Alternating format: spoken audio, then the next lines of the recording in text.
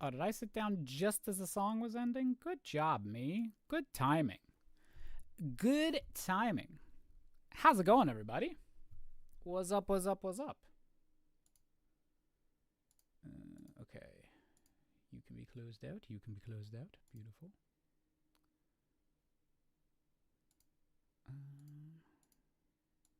Also beautiful, also beautiful. What's up, Twitch chat? What's up, YouTube?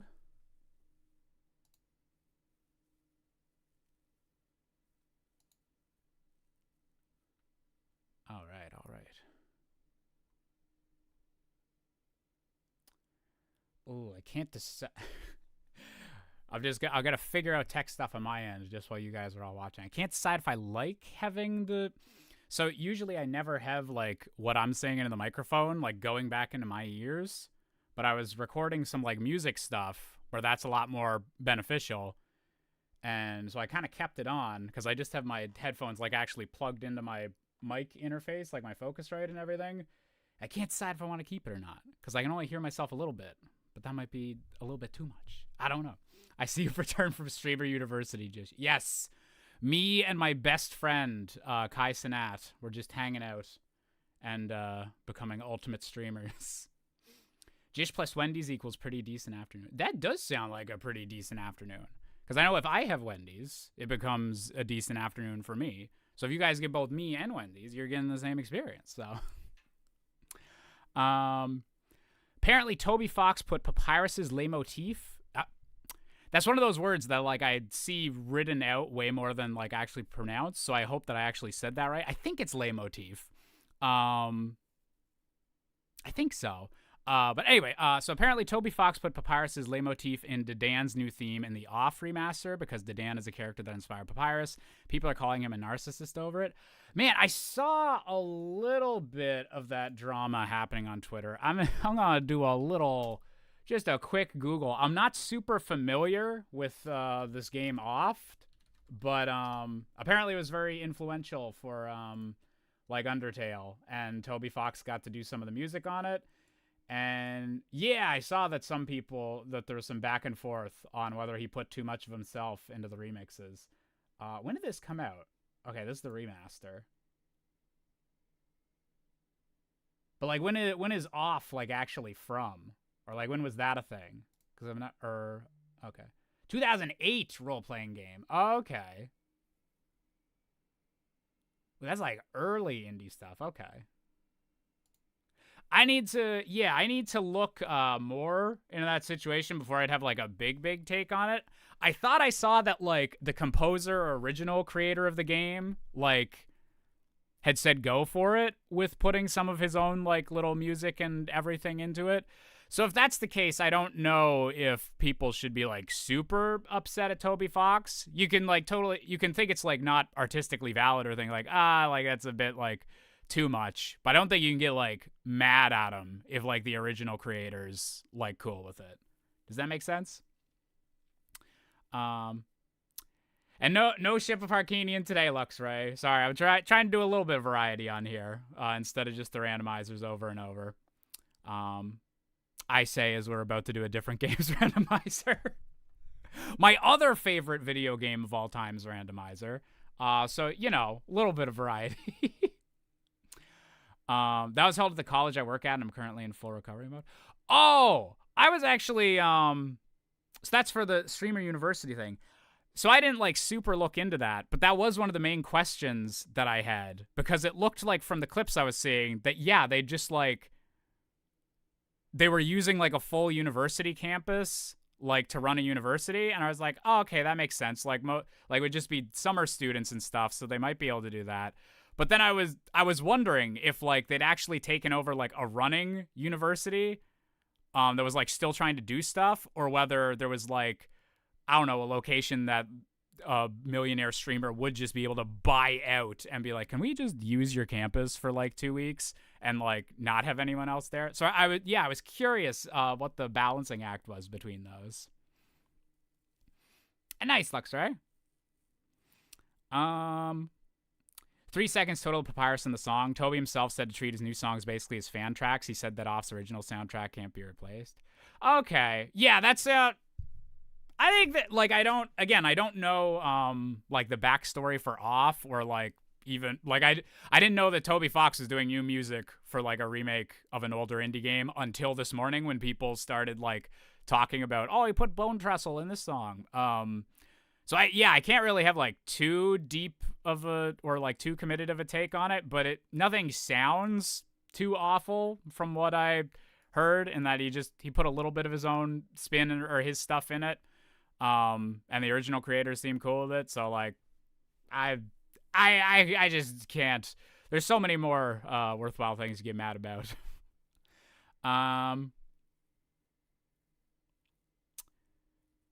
But yeah, leitmotif. That actually, you know what? That is probably the best way to keep it in your head for how to pronounce it. But so today's stream, it's probably not going to be super long. We'll see if we even hit the 3-hour mark, because there is a few more things I need to get done tonight. Some emails that hopefully get back to me. But I'm very excited because this week the Elden Ring spinoff comes out, Elden Ring Nightreign. I very much love the FromSoft games.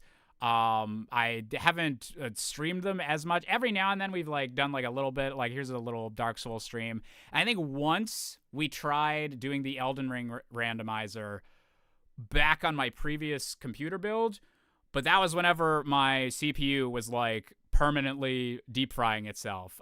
So anytime that it tried to randomize an enemy in a spot that, like, it wasn't 100% prepared for, just the frame rate would super tank. So it was always a game that I love enough that I could play a whole bunch of randomizer of it, but I couldn't run it consistently up until I got this new computer upgrade. So we're going to give it a little bit of a whirl today.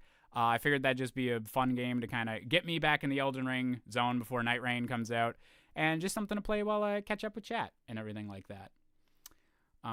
Good old University of Akron. I got the inside deets inside overtime shifts for working it. They rented out a majority of the campus with some summer classes going on outside of the area they rented. Okay, yeah, that makes sense. Because, yeah, most universities, like, would have at least, like, some stuff going on in the summer, but I guess you could find, like, a nice university where it's like, could I have this half a campus if we're, like, paying millions of dollars? And I'm sure a lot of universities would be like, yes, we will take money. Just please don't completely destroy the place. Wait, is it Akron? Akron? Akron? Is it French? Today, this is the stream of leitmotifs and pronunciations. Okay, wait, where did I actually put the randomizer program for this? I have, like, 3 different modded folders of Elden Ring that I need to all keep separate because they're all different, like, conversions of the game. But I did actually organize this a bit more. Perfect.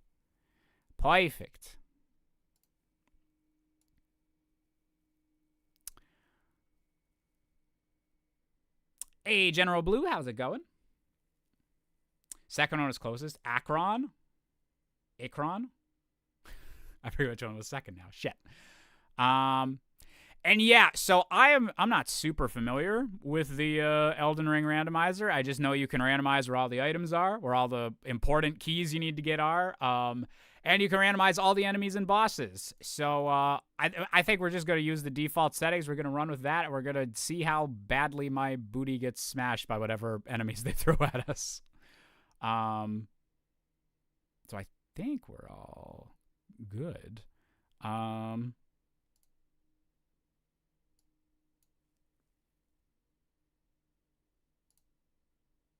Okay, it is randomizing. And I'll boot it up and we'll be good to go. So what has everyone been up to this week? Have we missed any big video game news? We're in the final Switch 2 kind of hype period, which is a weird feeling.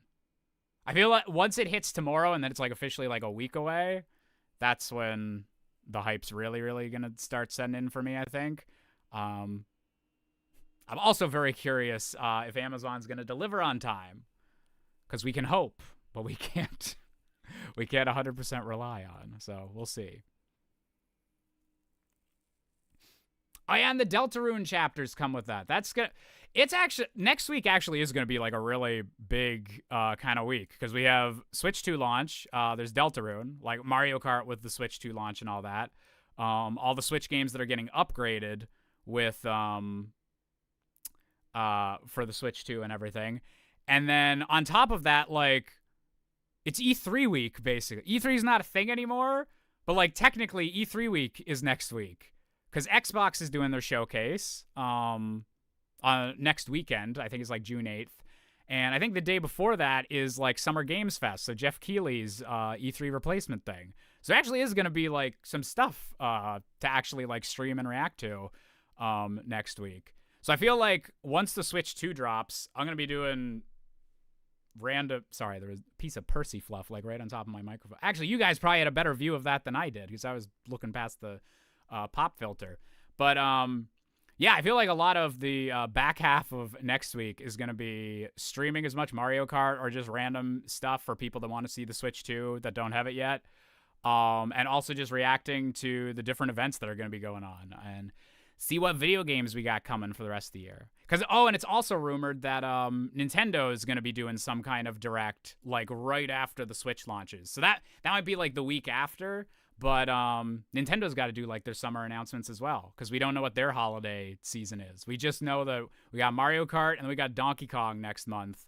And we know Metroid Prime and Pokemon ZA is at some point in the fall. But actually, wait, didn't Pokemon get a release date today? Like October something?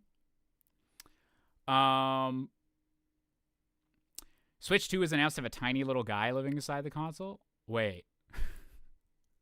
I can't tell if you're memeing and like that's how it like works. Like there's actually a little Nintendo gremlin in there, or if there actually is like a little mascot person.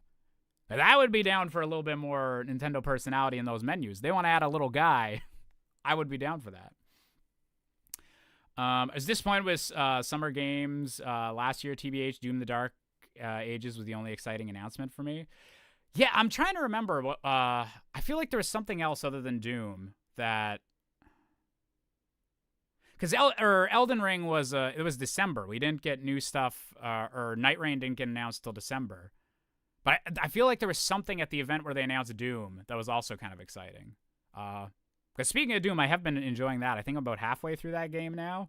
I beat Expedition 33. That's my current game of the year, unless something else tops it. We'll see how good Mario Kart and Donkey Kong wind up being. But yeah, Expedition 33. Oh. Love that game. Moment. Okay. I think I got everything randomized correctly.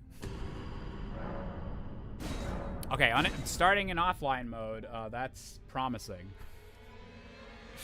Because that means we are in randomizer mode. So we'll just see if the actual people are randomized, and then we're good to go.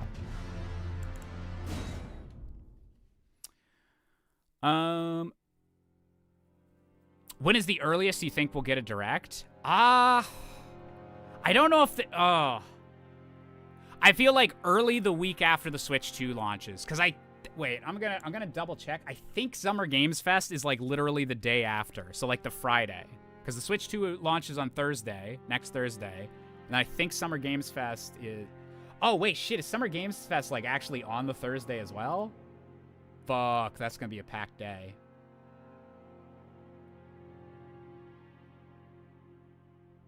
Wait, is that... Did I mix up my days? Oh, no, okay, the 6th is Friday. Okay, it is the Friday. For some reason, I thought it was, the 6th was Thursday, and that's when the Switch was launching. But, okay. Ooh, I guess earliest they could do, like, just before it launches next week. That could get people, like, a little bit extra hype just beforehand. Maybe get a few more people at the midnight launches. So I guess, yeah, that would be the earliest. They could do something like just before it actually launches. Or I could see them waiting till like just the next week, let Summer Games Fest like do some stuff and then be like, bam, here's our Nintendo things. Yeah, we'll see what happens there. I'm curious what Nintendo's got planned for the holidays. It feels like there's still at least like one big game like a November slot game if Pokemon's coming out in October. So I'm curious what that's going to be. Josh, when you released the instrumentals of Hippie Pop, will you also release the pure vocal tracks? I could, I suppose. I don't know if, like, instrumental ones, like, those might be ones that, like, wind up on Spotify or something as well. But I don't know if I'd release, like, just the vocal tracks on that, but they might be, like, a bonus, like, just if people want them for, like, remixing or something type thing. Wait, is this? Okay, controller is working. Beautiful. Are these guys gonna be randomized? Okay, they do have the randomized equipment for the classes. Let's see if anyone's got weapons I want to start with.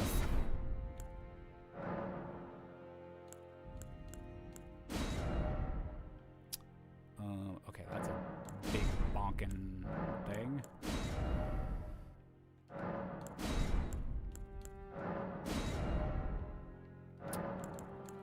I'm gonna be either a dexterity or a strength class, I think. I like my hidden things with swords.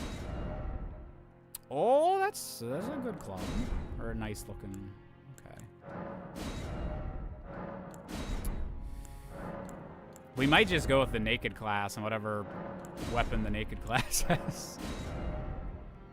You know what? Just starting with a sword? That sounds nice. We'll do it.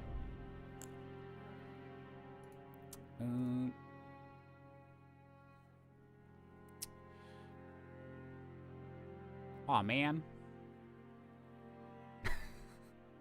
Becca, you were playing with fire there. I see someone else start spamming letters of like, wait, no, I recognize that name. You're not one of the bad ones. You're good. Feel they're saving some stuff since all we know the Switch 2 is Mario Kart, Donkey Kong, and Metroid Prime. Yeah, I really want to know if Donkey Kong's coming from the 3D Mario team. That's the assumption, but if that's not the case, then I'm like, do they have a 3D Mario plan for the end of this year too? But then also, or Kirby's, or Air Ride's supposed to be this year. Because yeah, someone was saying in chat, what are the benefits for Kirby Air Riders releasing the same year as Mario Kart World? I don't know if there is, like, from an overall, like, standpoint. But it might just be the case of, like, this is what Sakurai wants to work on, so Sakurai can take whatever slot he wants type thing. I'm curious, like, what the gimmick or, like, what the pitch for a new Kirby Air Ride is. Or if it just is going to be, like, it's Kirby Air Ride again, but HD and, like, bigger city trial or something.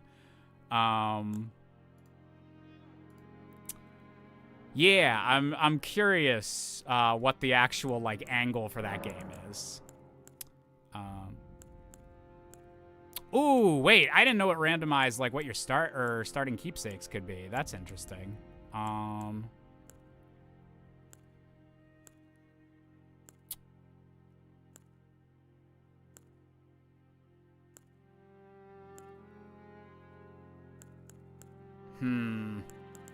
don't know if any of these are super duper what I want. Maybe the summoning spirit, but I don't know if that's one that'll actually have the magic to be able to summon. I must know your opinion on Donkey Kong's new look. I like it. I kind of like the, like, middle ground exploration they're doing, like, between kind of the classic look and then, like, the Rareware design that they've had, like, the last couple decades. I think they did a good job of, like, adding or giving a little bit more of that, like, original cartoony, like, roundness to the design, but he still, like, very much looks like the DK we've had, like, for the last 2 years. I think they did a really good job of splitting the difference. I think even, like, the Rareware designer kind of agrees, where he's like, they did good by my dude. So that's nice. Okay, are we gonna make the ugliest guy possible? I want suggestions for what my dude should look like, and just the first ones I see in chat, we're gonna put on quick, and then we'll hop into this. What is Josh's opinions on Donkey Kong Jr.? I like the game. I'm curious if they're ever going to bring back, like, Donkey Kong Jr. as a thing, or just a little retro throwback-like character. I could see that being, like, a DLC character for Mario Kart.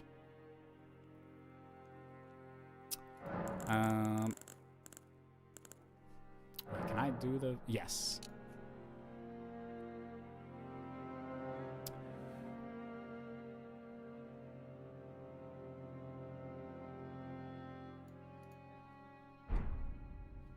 Well, that's not the blue I was going for. That was a bit darker blue than I thought. Okay, we're going to go with the purple guy. I'm not actually going to make Trump paid to see this. I see enough of him during the actual day, but I will... I'll take some of your suggestions. We're going to make a big boy.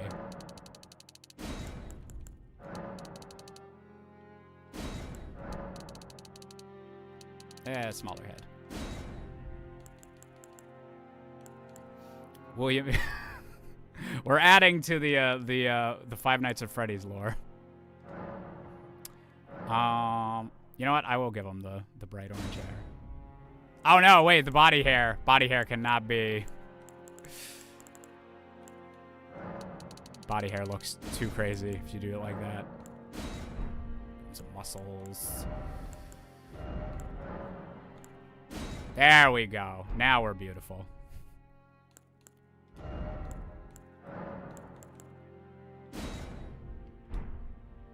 Now we're beautiful. Let's just change his eye color, and then we'll be...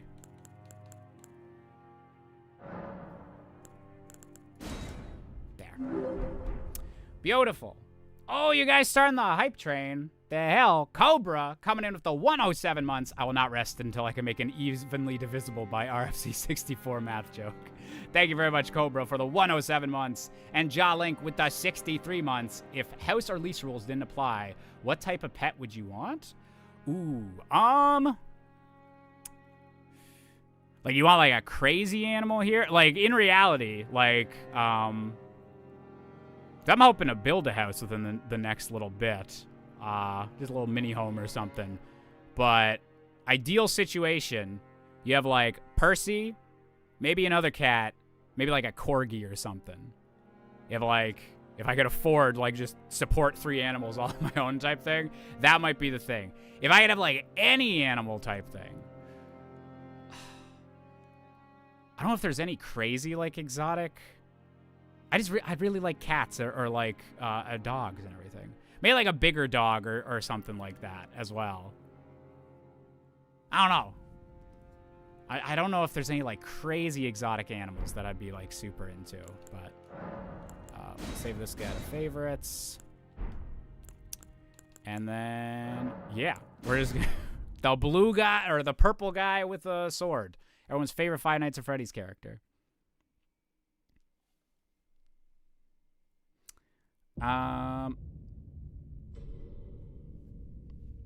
Don't play a lot of games. I think Switch 2 is a great opportunity to return to gaming. I guess buying both this and a PC will break the pocket.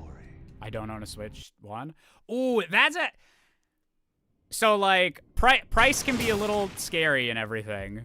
But I would say, if you've, like, never played any of the Switch 1 games, like, coming into Switch 2 is like, oh, you got so many classics you can play. And, like, probably at a better resolution and frame rate as when we played them.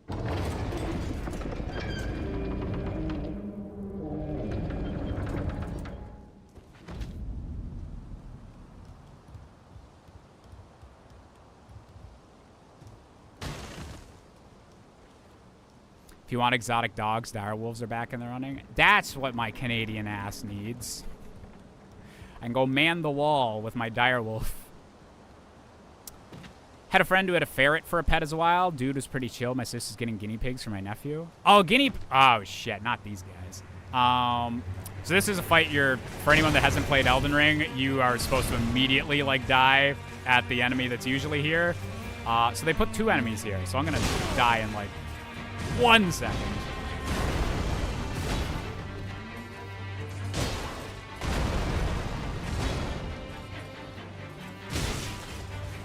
And there we go. Planning on selling my Switch 1 once I get my Switch 2.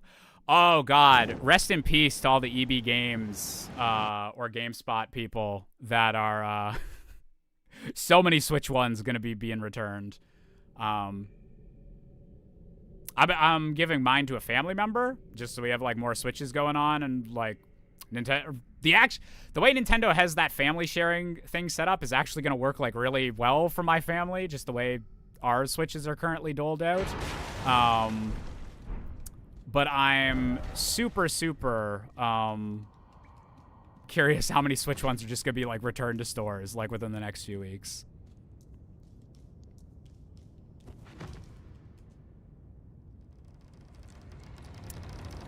Getting my sister Pokemon Black for their B-Day. Ooh, that's a good choice. Throwing some classics at them. That's one of the Pokemon that are games that I've like. I don't think I've played like any of Black or White or Black and White 2. Most Pokemon games I've at least played like the opening little bit. Wait, what the fuck did?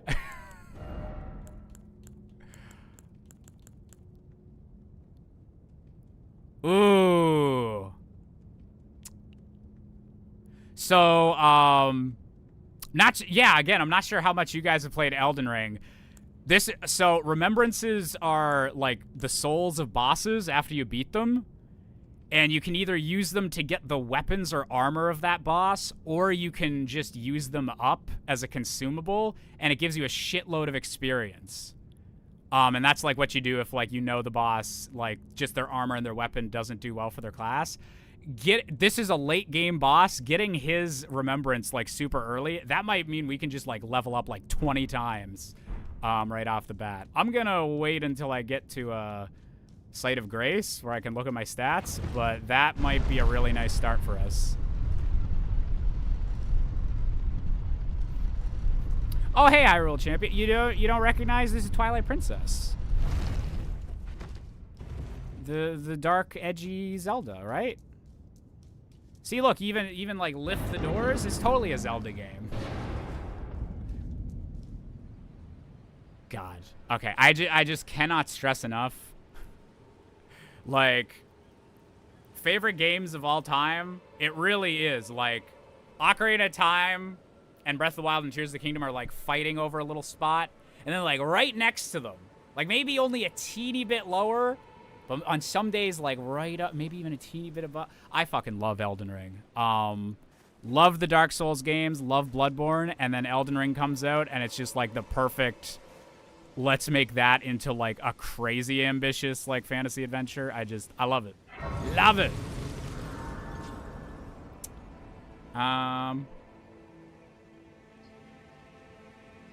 Thoughts on the A24 Elden Ring movie? So, I could totally see it not working out. I think Elden Ring is a very difficult video game to, like, turn into a straightforward movie. That being said, I'm not sure how you make Elden Ring a movie, but if you're going to do it, I would prefer it to be from a director that knows and loves the game and knows what makes the game special. And apparently, Alex Garland, who is the director of Warfare, did he do that Civil War movie, or is that a different guy? And Annihilation and stuff. He has beaten Elden Ring at least 7 times. Like, he's on New Game Plus Mode 6, which means he's gone through the entire game with the same character at least 7 times, and the game's gone harder each time. He's going to know what he's talking about when it comes to Elden Ring. So, whatever he wants to do with it, I'm interested to see his take. I don't know how you make an Elden Ring movie, but I'm at least glad that it seems to be someone that is going to try to, like, make a good, fitting Elden Ring movie instead of just like, oh, this is the best-selling video game the last few years. Video game adaptations are hot. We should do a video game movie. Like, it seems like they actually want this shit to be good, so I'm hoping it's really good. Oh, yes. Tarnished. This is not how this guy usually looks, so he got randomized. Without Guy, you are fake. Okay. You gonna give me anything, buddy? It will leave I forget if he actually has an item or if he just gives you exposition. Okay. Just exposition. Fine.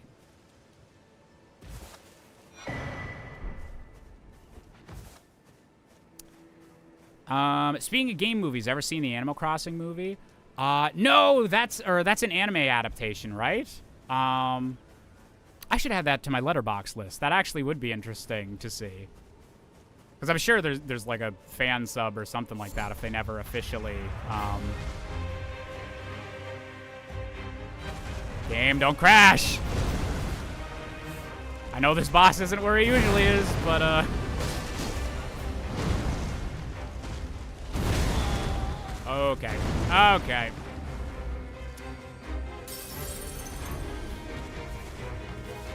That wasn't the item I meant to use. I need to get out of here and use these 3,000 runes before I lose them to this guy. Fuck.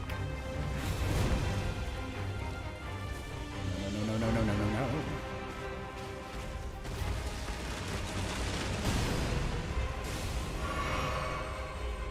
Sir? I forgot you could do ranged attacks. That's kind of rude. If nothing else, A24 movies are always interesting, even when they misfire, because they're committed to letting artists and directors execute their vision. Yeah, like, I can't guarantee that the Elden Ring movie is going to be good, but the person they've hired for it and their, like, credentials when it comes to the game, it's a... Fuck?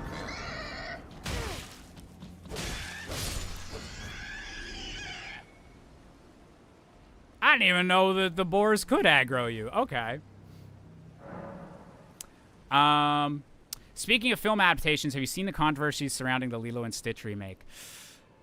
I don't know how much I want to talk. I want to see that movie, and I want to see what people are complaining about in context. Because it sounds really bad, the way that Twitter is framing it. But I know that Twitter is, like, the worst possible place to get an accurate judge of... Like, if there's a movie that Twitter has already decided that it's not going to be good, which is, like, the case with all the Disney remakes, or, like, basically anything Disney's going to do these days, like, they're going to show you, like, the worst moments, like, without any context. And it could suck, like, in full context of the movie. But I'd rather see the movie first before judging it based on Zoomers pirating 30 seconds of the movie and posting it on Twitter for likes. That's, like, the worst possible way to, like, actually judge a movie, like, on its merits, I feel like. So yeah, I get why it's controversial, but I wanna see the actual movie before I get, like, too, like, oh, it is awful type thing. Because there was something with, this wasn't a remake, but the Mufasa movie. I kept seeing one specific part of a song. Everyone kept posting the same clip, and they're like, oh my god. Like, the animation looks so stupid. Why is the lion, like, going, yeah, and, like, singing up and, like, having a neck spasm and everything? And everyone is making fun of the animation on this lion. And then whenever I went and saw the movie, like, it wasn't the greatest movie in the world, but I liked a lot of the songs in it. And then when you see the movie, the character is literally singing to someone that just jumped up the tree, like, in front of them. So they're talking to a specific character, like, at an awkward angle, and that's, like, why they were, like, singing, like, with their lion head, like, all pushed up at a weird angle and everything. And it's like, oh, like, there's tons of stuff you could complain about this movie for, but the thing that had, like, 40,000 likes and, like, 20,000 retweets of why this movie is awful and the animation shit, like, just literally is completely not valid if you're like paying attention and watching the entire movie. So that I feel like I've been blackpilled on Twitter as a good spot for discourse for a while, but that was, like, a real big one where it's like, damn, you just cannot talk about art in a good way on this platform. I don't feel like. Ooh. 300 ruins to get an extra talisman slot this early is really nice. Actually, yeah, these are nice items to have super early. That might be a good hammer to get later. Or actually, I can't afford it now.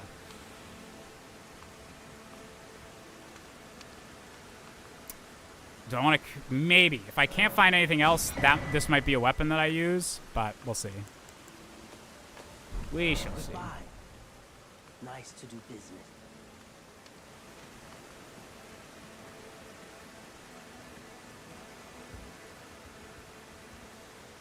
Seems Disney had taken the feedback of why make live-action remakes that are essentially just the same as the original and went, I see, so we should make them worse then.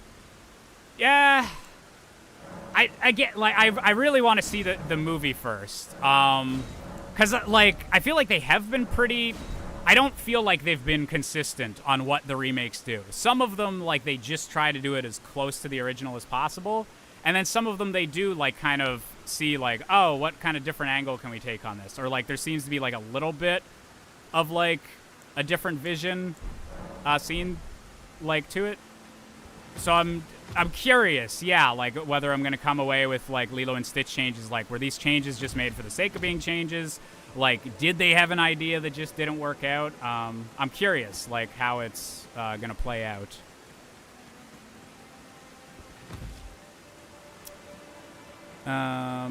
It's not as bad as the other remakes, but there's some really bad decisions when it comes to character and plot. Stitch is still adorable, but a lot of the magic of the original is lost.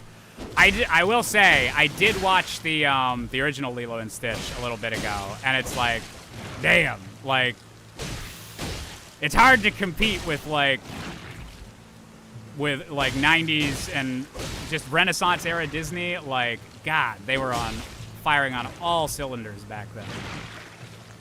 Just incredible movies going on. Okay, this sword, like, sucks, I feel like.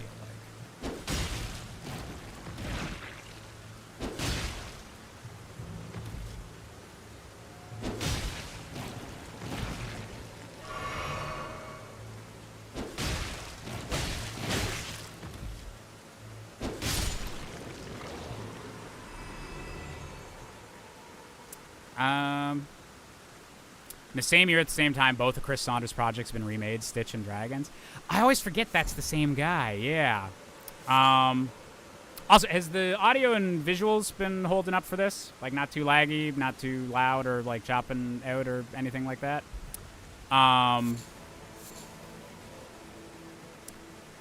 But yeah, no, How to Train Your Dragon seems really in that, like, we're just gonna remake the original movie, but in live action this time type thing. Like, they even got Gerard Butler back for the dad. I'm curious how that goes. And also, I feel like I'll be less harsh on any DreamWorks remakes, because it's like, if Disney gets to do, like, a dozen of those, DreamWorks can get one or two. Maybe it'll be scary if they try to do, like, a live action Shrek, but they can get a couple. No issues on my end? Perfect.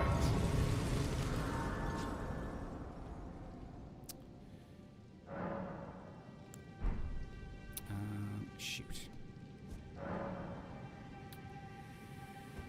So I think I need to activate one more Site of Grace, and then I can start leveling up. So we'll see what enemies they've randomized in here. Hope they're not too bad, and pray we get a good boss at the end of this little cave.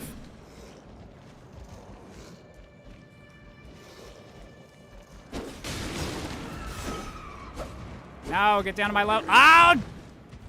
I was not aware that there was a bear.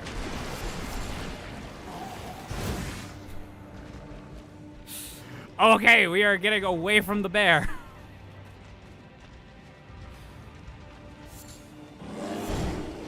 Thank you, bear. I'll see you next time.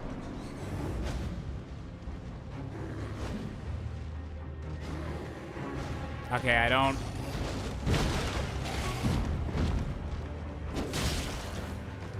Not a huge fan of there being another enemy in this room. I'm hoping he doesn't notice me.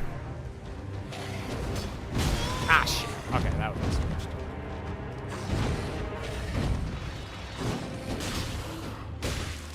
Woo! Ah, shit. Bad time. Heal.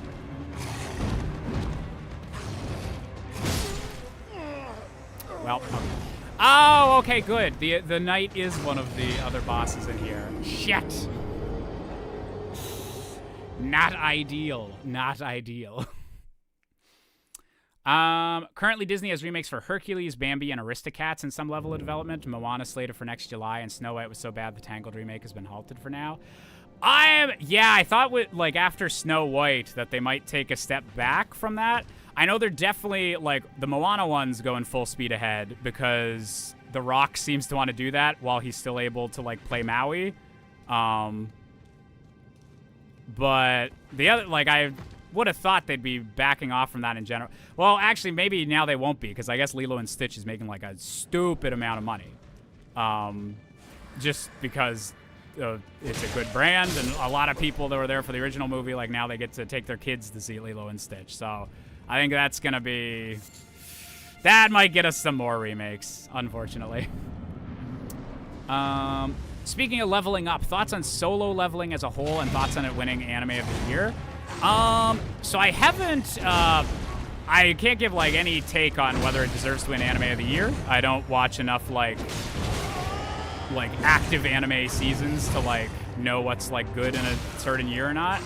But I like the premise of that. I've read the, like, wiki page of what the premise of that story is, and it's interesting.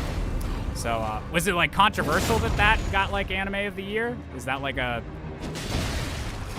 Is it like an overrated or underrated, or how do people generally view it?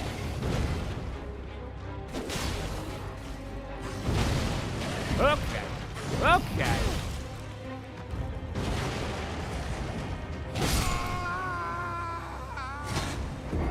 Okay, so he was like, oh, you're healing?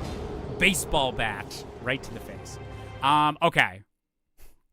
I think we're not going to fight any bosses quite yet. We're going to do a little bit of scouting out the armor drops and see if we can get some clothes for our naked Spyro man. I don't have any, right? A little bit of armor will give us some survivability, I feel like.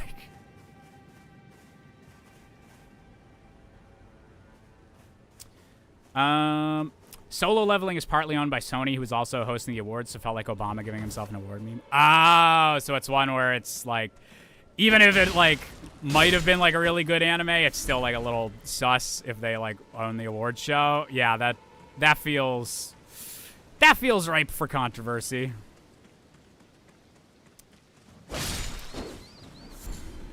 Have you seen the Fantasia movies, and what part pops up in your head the most? Those are actually ones that I want to, ooh, I'm getting some frame rate drop. Okay. Just while it's on randomizer, I got a really good rig, but I might just toggle off the ray tracing and see if that'll do anything for the kind of lag I'm getting here. Why's my HDR not on? What?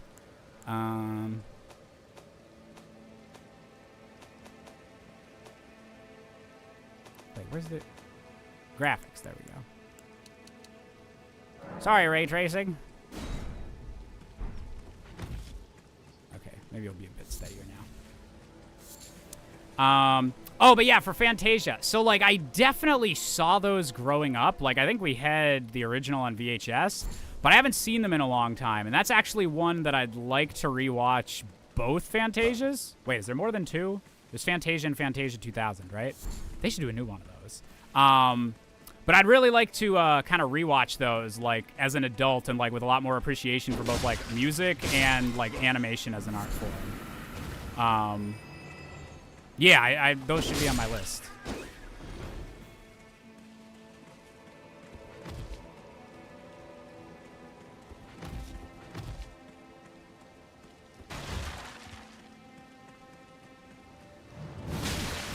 No! Not poison. Wait, did they just replace, like, everything in this spot with poison enemies? Ooh, a bunch of smithing stones is actually nice. I can upgrade whatever weapon I want to upgrade, which I'm not sure if I'll want it to be this sword or not, so we won't upgrade yet, but we just got some good upgrading resources, which is always better than the alternative.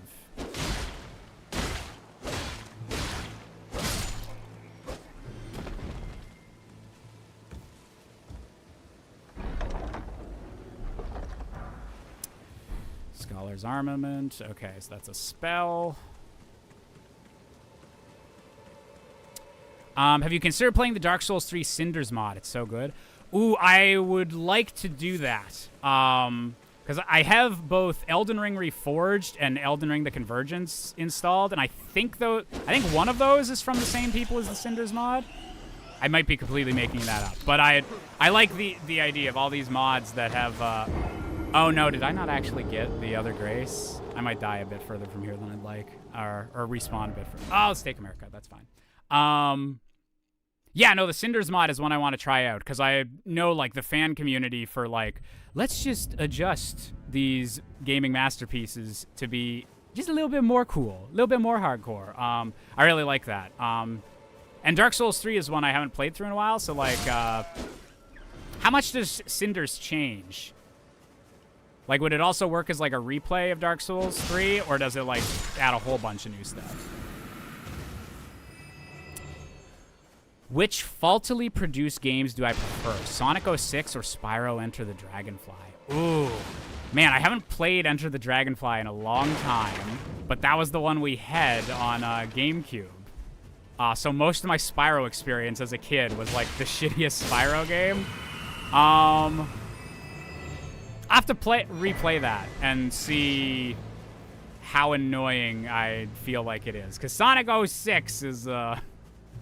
me and that game have some personal beef, even beyond the memes. So I might be more willing to give Spyro a chance, but I could also see me coming back to Spyro and being like, actually, this is just no fun. At least like Sonic 06 is like a meme type thing.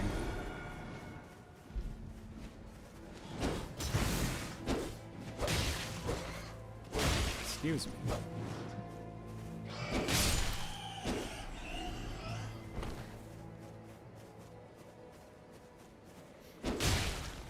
Also, that is, I like that terminology for talking about Sonic 06 and like the infamous Spyro game. Faultily produced. Instead of like worst games ever. Faultily produced. I like that. I genuinely like that. Cause yeah, that does like... That changes some of my like Sonic rants and everything whenever it's like, oh, well actually there was just one guy that was in charge that like had to crunch on all the level design in Sonic Heroes. And it's like, oh, but that explains why that game like falls off so much as it like goes on.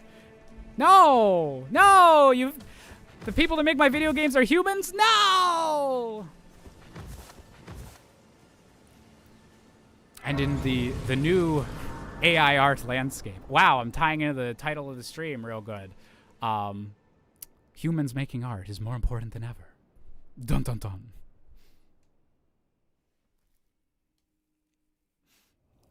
Everyone's favorite part of every FromSoft game. When the waifu shows up and says, hey, would you like to make this an RPG and level up? Because you need a waifu for that. I will be your waifu. Greetings, traveler from beyond the fog. I am Melina. Hey man, you want a Honda Accord? But you, I can turning to 80. You need to the foot. Then it summoned me. Ah, I bequeath. Yay! I get a horsey. Shall I let my share them with me? I don't have enough to level up yet. Okay, we're using the dead. Is Malekith a cat or dog? I'm not sure. But either way, we're getting a shitload of money. And leveling up. Oh wait. Before I do that.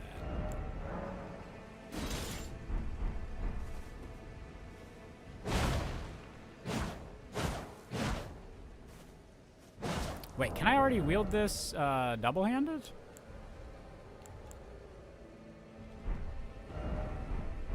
I'm not sure if the arcane requirements mean you can't. Wait, this is like swinging way better than a weapon I don't have the stats for. Should be.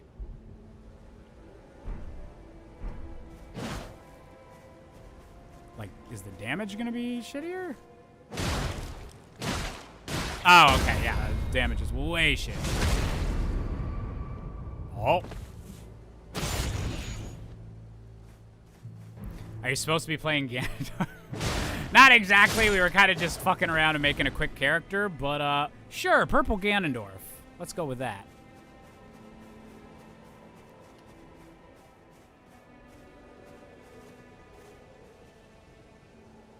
Have you read the official Elden Ring gag manga? I haven't read the full thing. Everything I've seen from it's been amazing. Yeah, I'm so glad that that's like the official manga adaptation of Elden Ring is what if the like silliest dude... Honestly, it's pretty close to 64 Things Wrong. It's just like, what if a complete dumbass was in this world? I'm a fan of Cinder's regenerating FP, making a spellcast playthrough more viable and fun. Ooh, wait, maybe that is the same or the same people that made Elden Ring Reforged, because I know that's the main reason I want to play Reforged is to do a magic build, because the way they deal with magic seems a lot closer to what I would want, type thing. Oh my god, yeah, look, I can literally, I have 21. I was joking when I said that I could probably level up 20 times with that, but yeah, no, we literally can level up 21 times. Okay, so we're gonna give me a little bit of health. Give me a little bit of strength. Give me enough arcane to lift that weapon.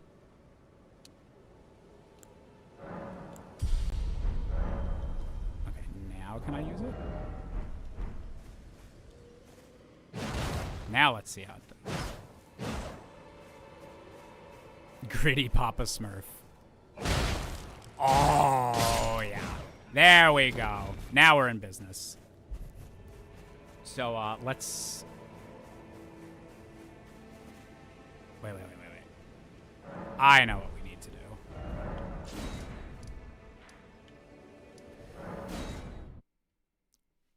Use those smithing stones we got.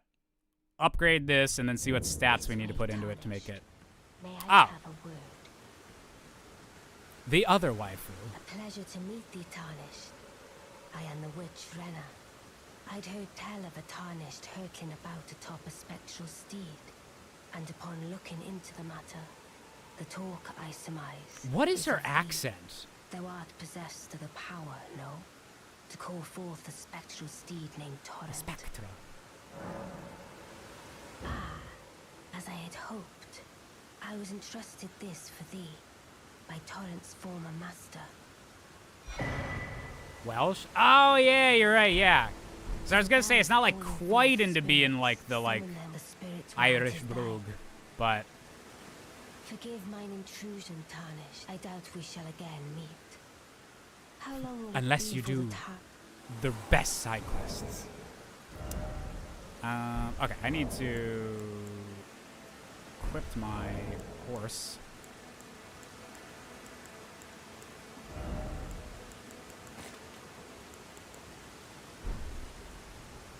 Play Xenoblade Chronicles 2, you'll be able to distinguish a Welsh accent in seconds. Oh, man, Expedition 33 has me on such a, like, RPG thing. As soon as we get past those initial Switch 2 games, I need to do the Xenoblade trilogy. Just enough people in my community have recommended it, and I'm like, I'm getting more and more into RPGs. I feel like it's time. Oh, she actually is a voice actor from Xenoblade 3. That's cool. Very cool. What's the weapon art of Josh's hammer? Actually, do I have a weapon art on it at the moment?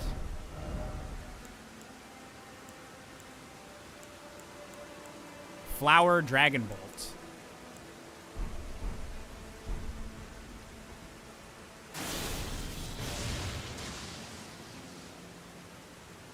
Okay, that's pretty cool.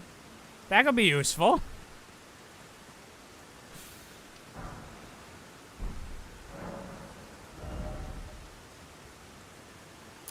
Oh, wait, shit. This is a boss weapon, so we need the other kind of smithing stones. Shit.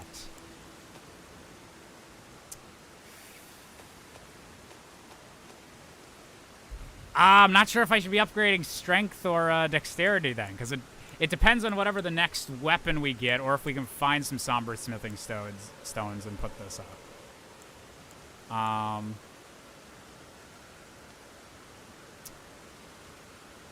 Shit. Probably, I'll put them in strength for now.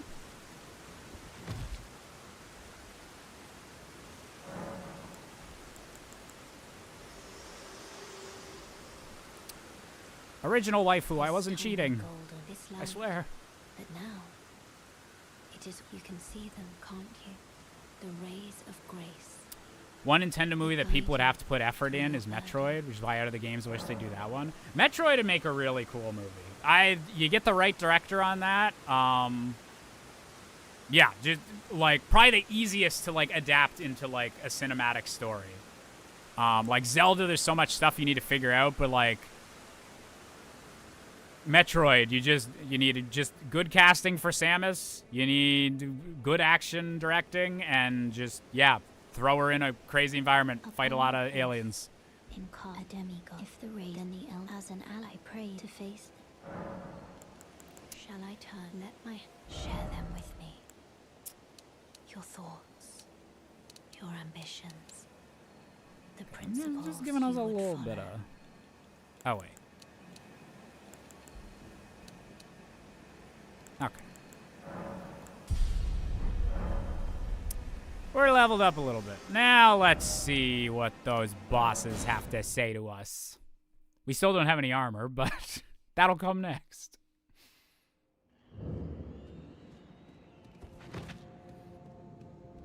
Have to get Ridley Scott as a producer at least, given all the inspiration he gave to the series. Yeah. His influence could be really good to have directly in there. Or just someone that, like, knows it's like, okay, like, this is Alien, like, uses an opportunity to do their own, like, sci-fi horror craziness stuff, like. Okay, still a lot of bosses in, or danger in here, but we're doing much better.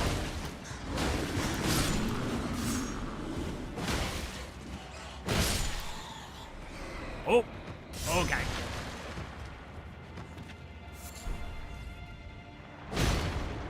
Oh, okay. They don't have that much health. We're good. We're good.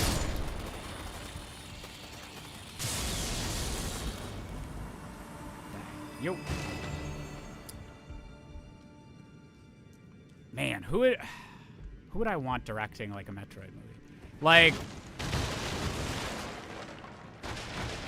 okay, actually, it sounds a little cliche, and I am a huge John Wick fan, so I'm biased. But Chad Stahelski, or however you pronounce his name, the director of like the John Wick movies, that could be a really interesting combo for Metroid, because I think his next movie he's doing a Highlander remake with Henry Cavill, and that has me excited because it's like, okay, I know how your like sense of action and direction goes for like gunfights and like hand-to-hand combat, but like, what are you gonna do for like medieval knight combat? So I'm excited for that movie for that.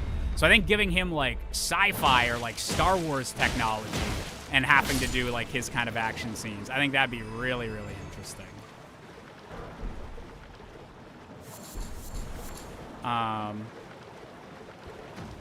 Same as it's like, it's exciting that like the new Spider-Man movie has like the same director and like stunt choreographer as the Shang-Chi movie, because it's like, oh, we're gonna get Spider-Man, but like with someone that like is really into like fight choreography and everything, and that's just like a fun combo of like kind of fantasy elements and people that we know are really good with like certain kinds of action.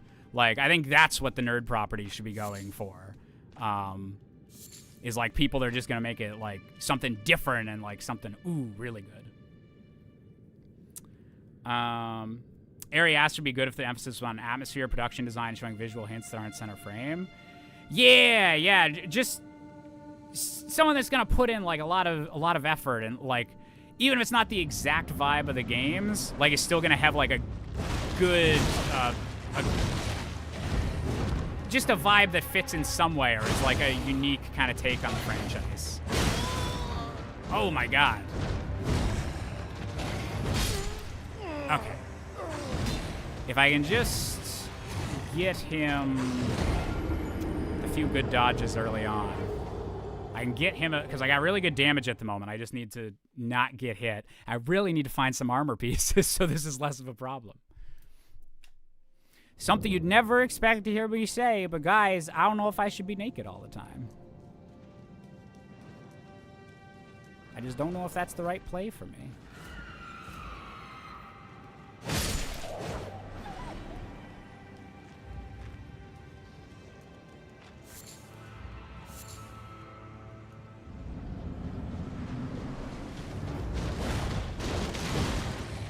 That was some hitbox porn. Holy shit.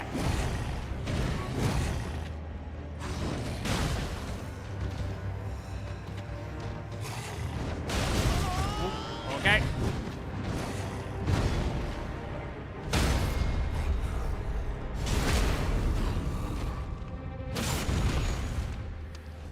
Oh, is that guy only activating after I've had half his health down? I guess that's kind of nice. But I thought I could just, like, stay on the other side of the field, and that would make things a lot easier. Woo! Nope. Let me roll out.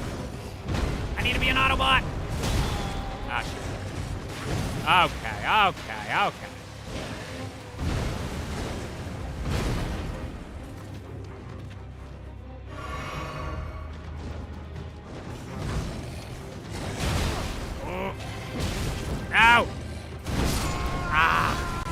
Okay.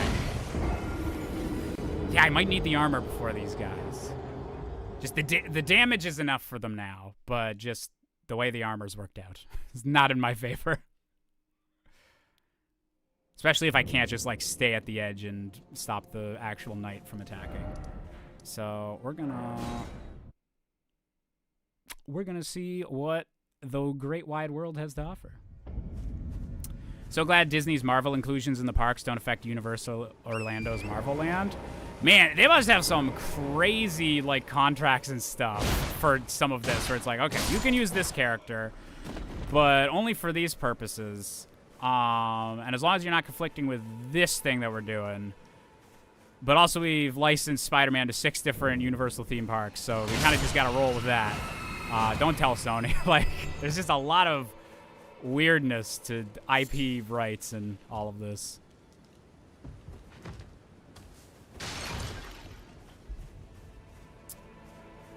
What else has happened since the last time I streamed? I saw the new Mission Impossible. That was a very fun movie. I'm not sure if it would hit as hard like not seeing it on the big screen. It was definitely a bit longer than it probably should have been, but that is a high-level enemy. Okay, this spot doesn't seem to like me.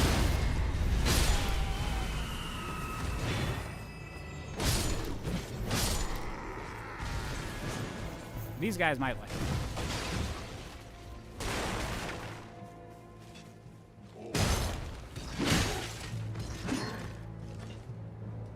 Okay, I'm staying away from whatever the fuck you are.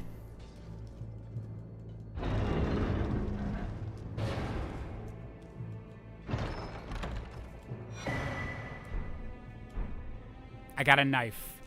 Guys, I need clothes. I need something to wear. I need to be less naked.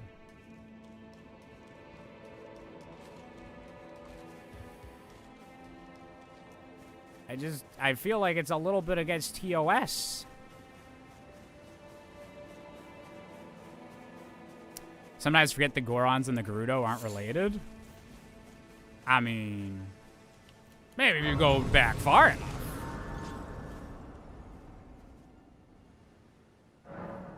The Gerudo were like, sorry, we gotta just focus on the one gender, and the Gorons were like, gender? What? Who? Eh? Wait, I can talk to her again? What for? Me. I'm set for my there is something I've acted. Thanks for the exposition.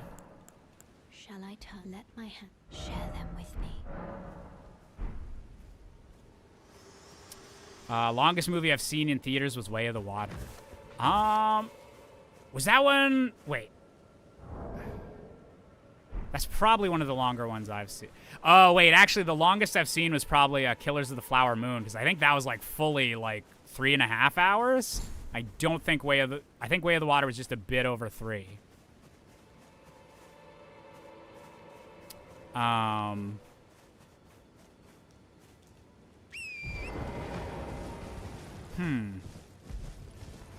Yeah, I think it would be Killers of the Flower Moon would be the longest one. Longest I've spent in a theater in one day, though, probably would have been doing the Barbenheimer. Me and my sister saw Barbie and then Oppenheimer back to back. That would have been like 5 hours total or something. Maybe just under 5.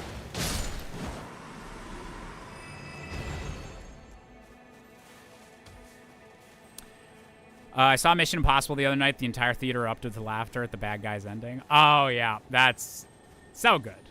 So good. Just good, entertaining movies.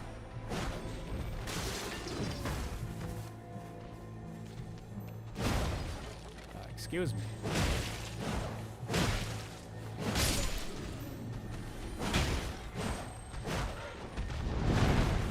Excuse me, bird. You're a DLC enemy, aren't you? What are you doing in this place? Wait. Oh, I missed that guy. Shit.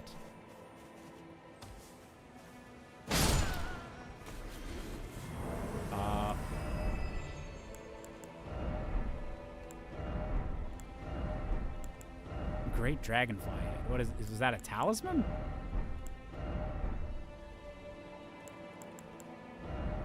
Wait, what's the great dragonfly head? It said I just got that.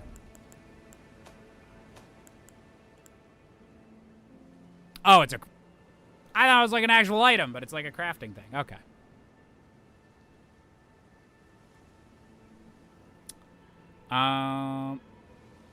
Movie I've seen the most time in theaters, Bolt, Disney 2008. Wait, is there like a story behind that, or did you just like really like Bolt?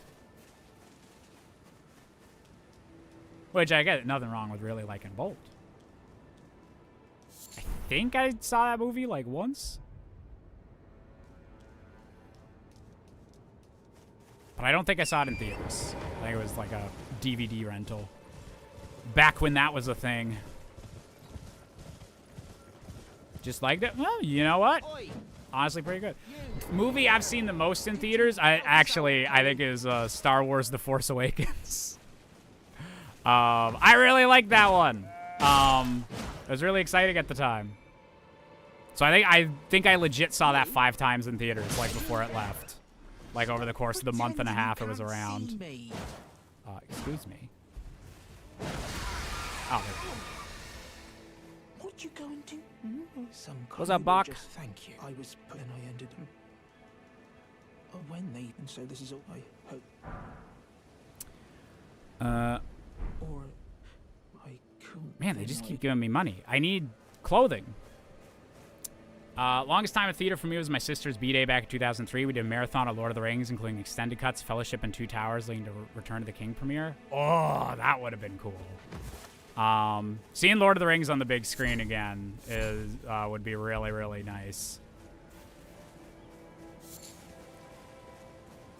That's like, honestly, one of the things that I miss the most about Toronto, or one of like the only things that I like super duper miss, is just like how many cool movies like came through there, or how like you could go see a movie at like any time of the day, and there was like always some theater that was gonna be playing it and like playing it in like super high quality. That was always really cool about living in a big city. As a Zoomer, I vaguely recall Blockbuster from being very young, and I think that Blockbuster since became Spa. I mean, yep, their business model just kind of died. The future came. Hello, little pot man. Sorry about that. Oh!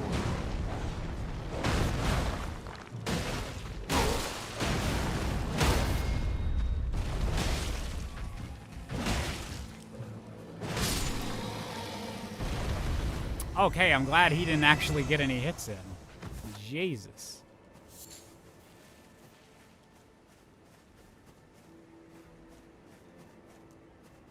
Oh, there's an item on the back of this carriage, I'm pretty sure. Nope, just ignore me, Mr. Giants. Just ignore me. You guys have clothes, right? Oh, wait, do I need... I guess I can't do a robbery on the run.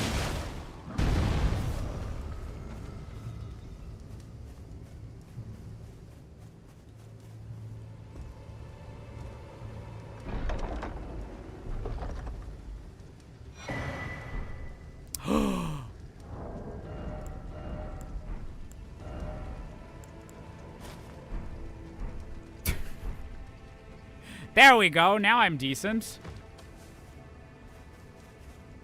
I mean, still can't get any no shirt, no shoes, no service spots, but can't win them all.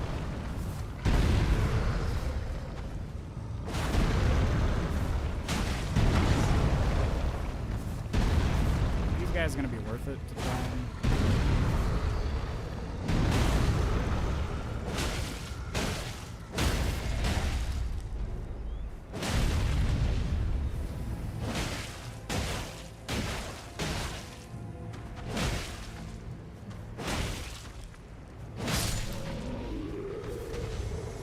Okay. 1,000 souls.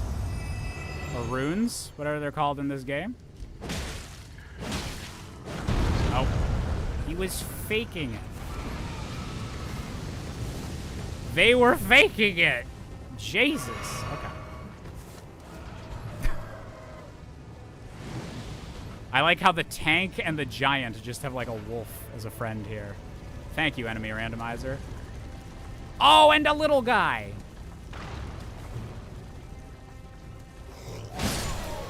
Sorry, little guy.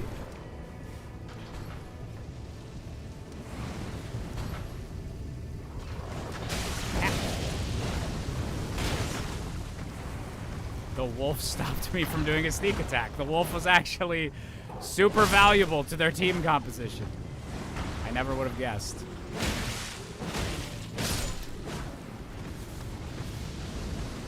Okay, how many random enemies are just... Or I get usually there's like a procession of just like villager enemies following this, so I guess they all got randomized into weird shit. This is cool.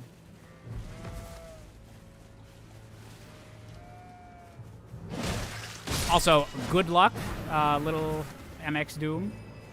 I wish you luck with the Star Scourge. He's kind of a pain in the butt. Okay, the enemy randomizer actually is kind of cool because you just have like weird tapeworm magic dudes hanging out with a bear and all the short enemies. And a snail.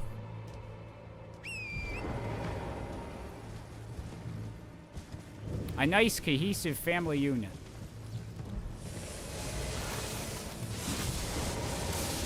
Oh, oh. Ah, ha, how. Drinking my orange juice, please and thanks. Feathers. No.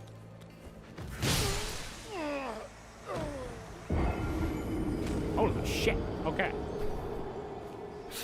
I take back any disparaging comments I made about the little guys. Apparently the little guys can moita me.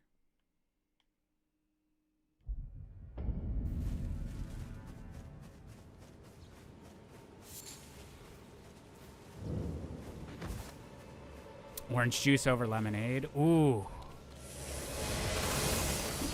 These are some hot takes. I think I'm a bit more of a lemonade guy, but orange juice is good. And especially in Dark Souls or Elden Ring. That's when you always want your orange juice.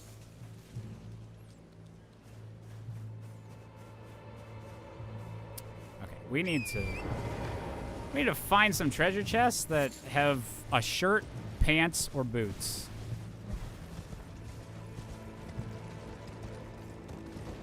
Or crab.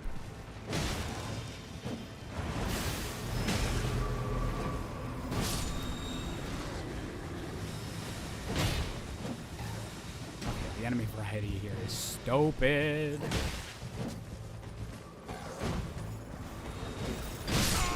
Oh!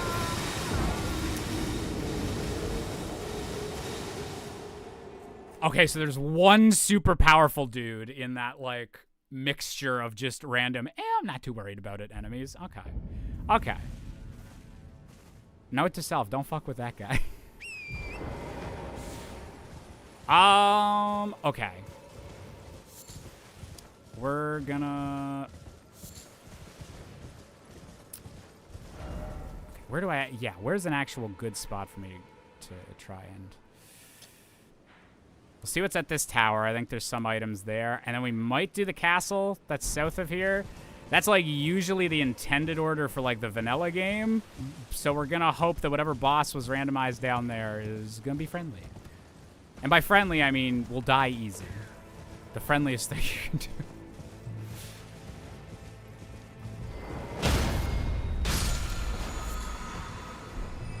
Slumbering... Okay.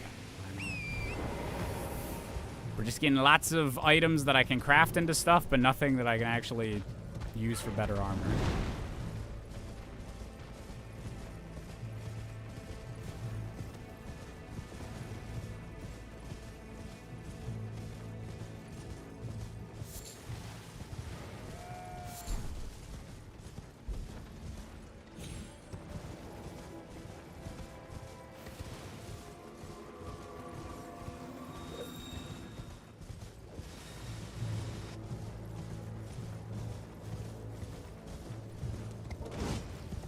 That is like end game DLC enemy right there. So we're definitely not fucking with anyone in that group.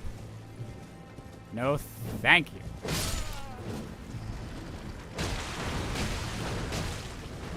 We'll take on the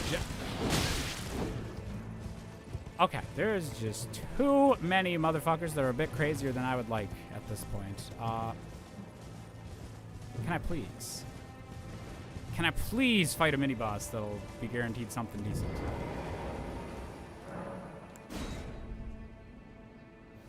Okay. Please don't be something that'll upset me too much.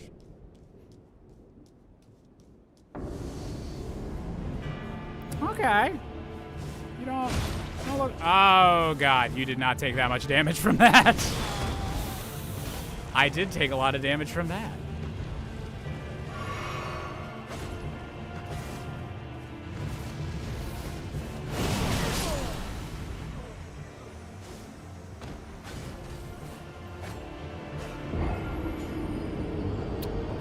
I don't think this is the boss fight I'm looking for. I think we can do better. In Fantasia 2000, they fused Noah's Ark with Pomp and Circumstance, Graduate March. Oh, I played a shitload of Pomp and Circumstance in my day. One of my favorite things, grade 11 high school, was whenever they did the... Because obviously whenever the grade 12s, like, graduated, like, they couldn't... None of the grade 12 band people could be in the band that played during the graduation. They gotta walk the stage and everything. So it's like the grade 11s that get to play all the music for that. And they let me do a rock beat over just a very otherwise traditional orchestral Pomp and Circumstance. And I always very appreciated that because I just got to do.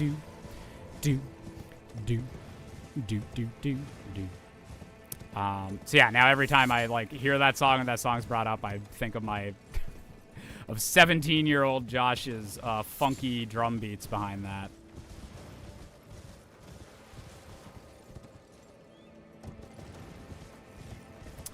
B-movie or Shark Tale? I've seen Shark Tale more. So maybe Shark Tale? Although I will say, I respect that, like, outside of, oh god, no, I'm so dead, I'm so dead, I'm so dead. Why does that bird have swords? I will say, there's lots of things I don't respect Jerry Seinfeld for, but I do kind of respect him for, like, he did his Seinfeld show, and then he did, like, the 2 movies in the decades since was doing one animated thing with B-movie and one live-action thing with, like, that fake Frosted or wait. No, it was the Pop-Tart. Yeah, it was Pop-Tarts was what the fake biopic was about. But I kind of respect that, like, he easily could have, like, just done a billion, like, movies coasting off the Seinfeld fame. And instead he decided, like, nah, I'll do one whenever I feel like it. Kind of got some respect for that weirdness. But I probably, in terms of like which movies like I've enjoyed more, it'd probably be Shark Tale a little bit. That movie's fun. Frets, thanks for resubscribing for 51 months, 5 months in a row. Sup, Jish, won't be around a lot, replaying Paper Mario 1 and chilling. Shy Guy Toy Box awaits. Ooh, that's a good little level. Paper Mario 64 is a good little game. No, I don't have any souls. What am I doing?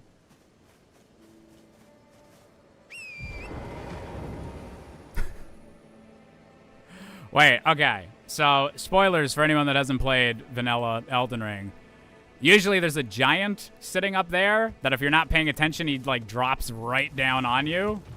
But they seem to replace that with just a bat. I'm kind of curious if the bat's gonna drop down. It doesn't look like it. Okay. That's fine. You do your thing, bat. Oh, there's a giant. He was like, I'm gonna be a snow variant and wait down here.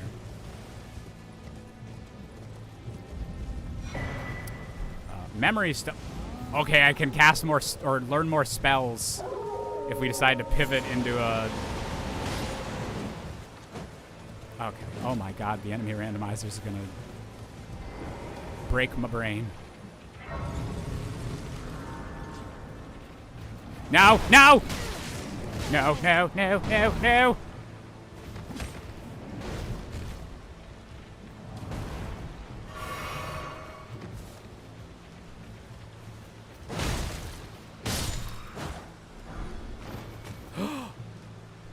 That guy had pants! Wait, where'd the hand go? Wait, where did the hand go?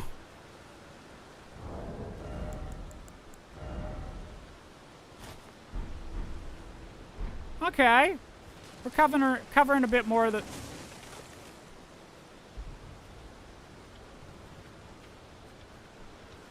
I genuinely thought it despawned. That's actually kind of scary.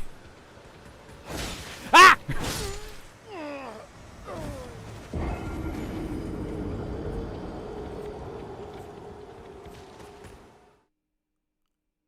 Did they just outsmart me? Like, genuinely? Was that a flank?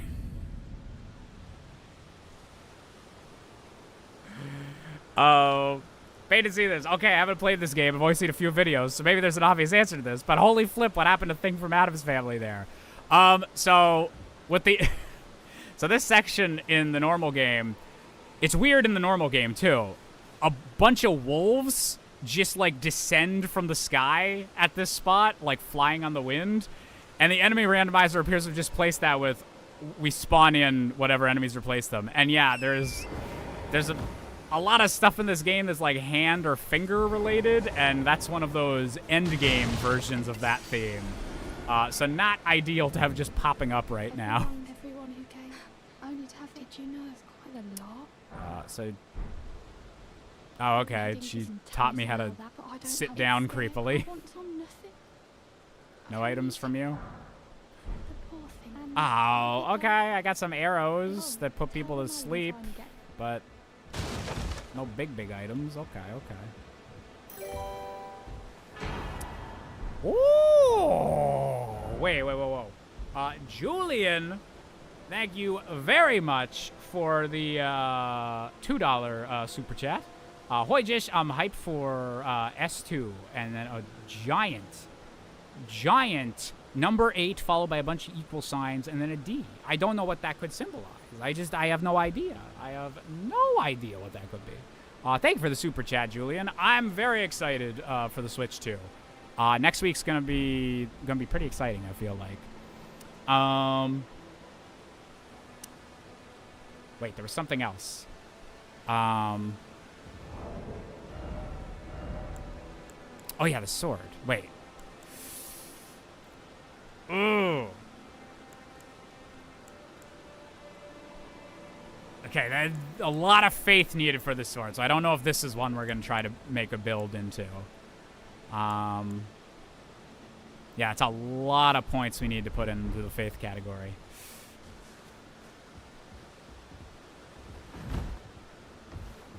Twitch has more options for chats than Ocarina Time has for name inputs, huh?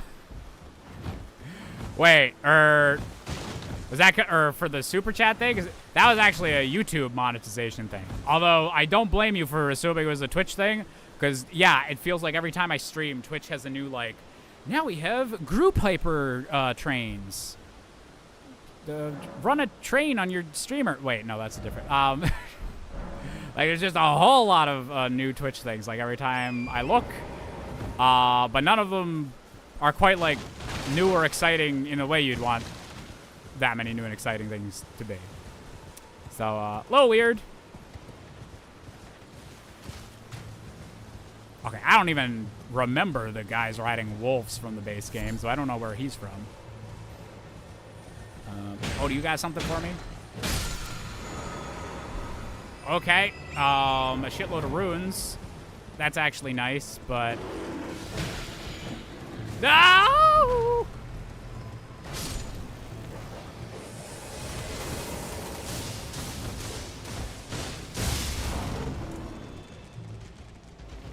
Aren't enemy randomizers for me?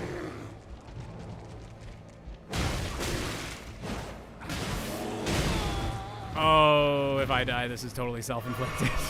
The bear was leaving, and I re-antagonized it. He's like, I'm far enough away from my spawn. I want to leave. Ow. Come on, guys.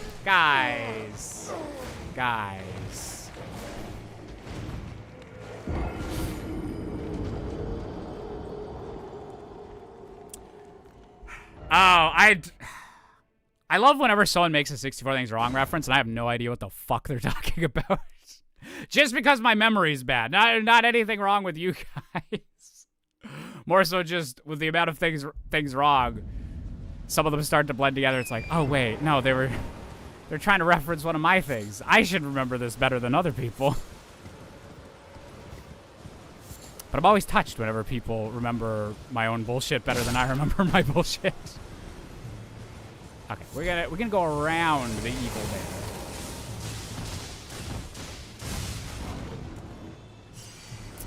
bear. That one windfall minigame will be made vastly easier by restore points, won't it, Jish? Oh yeah, there'll be a lot of just quality of life stuff for.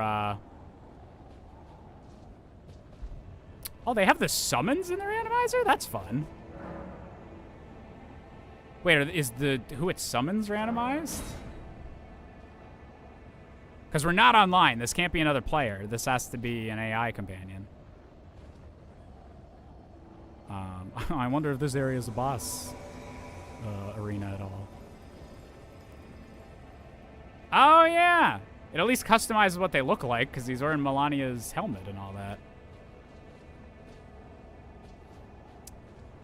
Cows, horses, or goats? Which one is better? I like cows. I like horses, too. My grandpa raised horses when I was growing up. I'd ride them on, like, the harness racing track a lot. Foul tarnished. Wait. Will who's in the cutscene be different? Or is it still just going to be Margit talking shit? Emboldened by the flame of ambition. God, FromSoft bosses have the best monologues. Love it.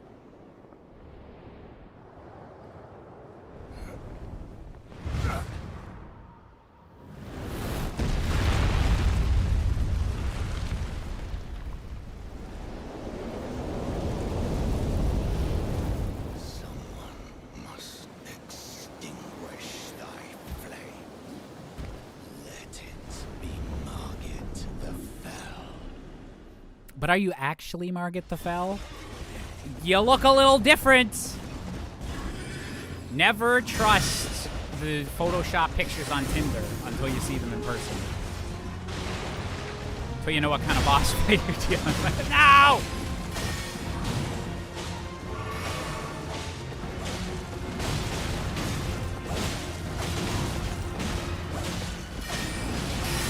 Oh, okay.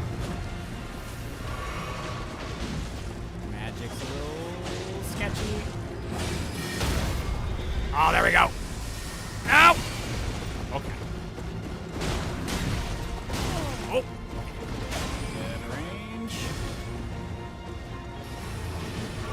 Oh shit, no, those are going.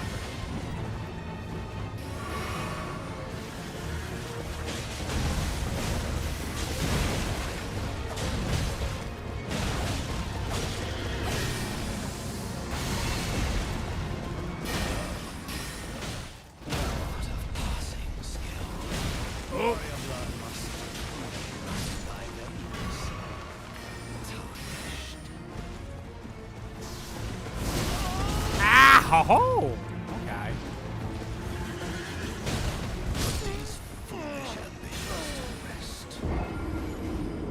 Thanks, Loretta.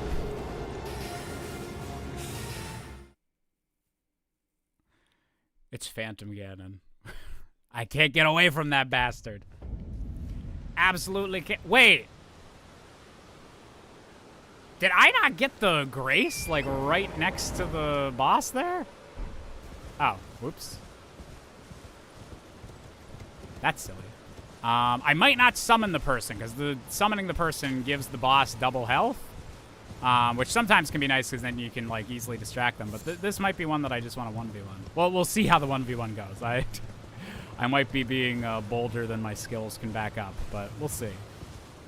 We'll see. I really do need to reiterate. As I said, Elden Ring, one of my favorite games of all time. But, you know. Or wait. Oh, Jesus. Because I was running from the enemies, I kept running past the grace. Okay.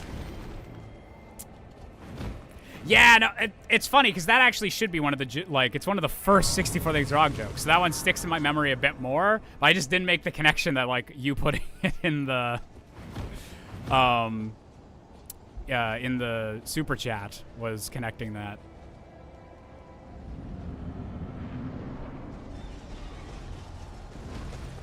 Hello, Loretta.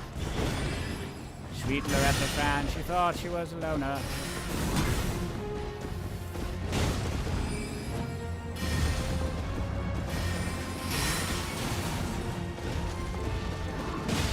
Oh, okay. Excuse me. Don't turn with my dodges, please.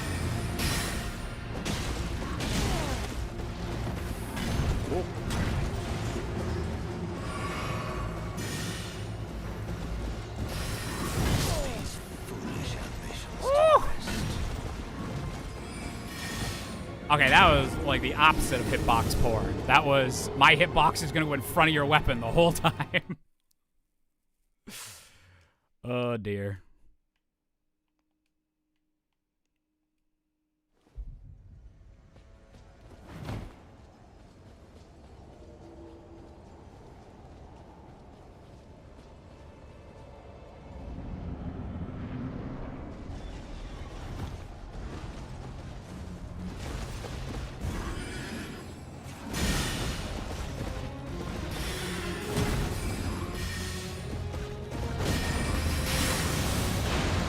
Jumpins, okay.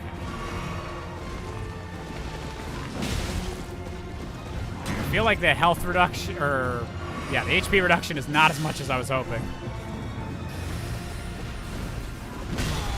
Oh, damn.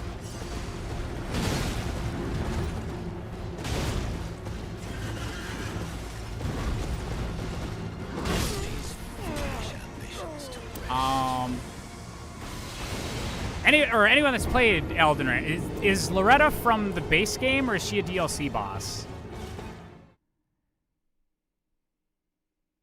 Or is she in the base game and then there's like a variant of her in the DLC? I can't remember. Because if she's a DLC boss, then I'll give myself a bit of cope and like, oh yeah, those were harder. Those are just harder. It's fine. Forgive me to see whether and it seems torrent, whereas there is, but I can take gathering place. Very well. Let my oh wait. Okay, wait. Is there anything good I get from going to the round table hold in randomizer, I wonder? I feel like there's gotta be a there's shops and everything. Okay.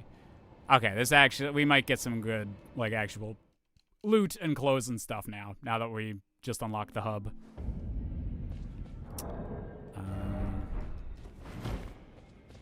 Oh, everyone's wearing I new see you've clothes. just welcome to I teach and explore so that one ensuring by the way.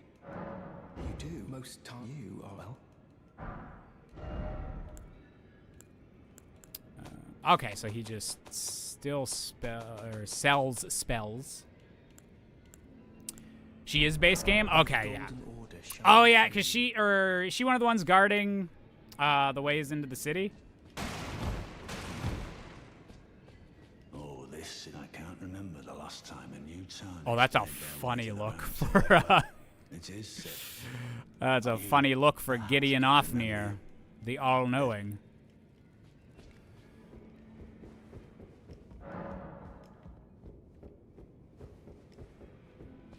Heard that Universal Orlando plans to replace Poseidon's Fury with Zelda. Ooh, is that like a roller coaster or like a specific ride? Oh, God.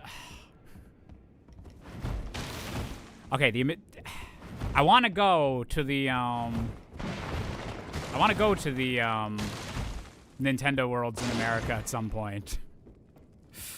But just going into America isn't the easiest thing at the moment. So we'll see, but I hope they're still there in 4 years. Because, oh, if they start adding Zelda rides to stuff. You already got the Donkey Kong minecart. Like, okay, there's another mask. Wait. That's gloves, I'm pretty sure.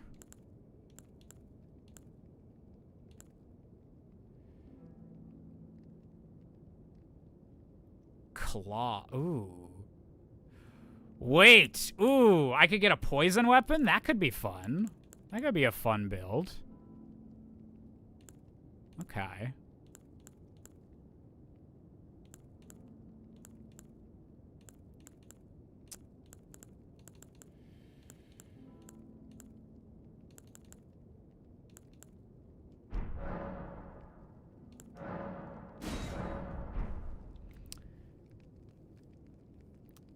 Oh, it's a full-on area. Has a talking fountain. Okay. Now that makes sense if it's not currently themed on something. Like the theme parks all seem to be wanting to like make themselves like, oh, this is from an IP like type thing. Like everything is type thing. But I could, yeah, Nintendo could want to turn something like that into a Zelda land.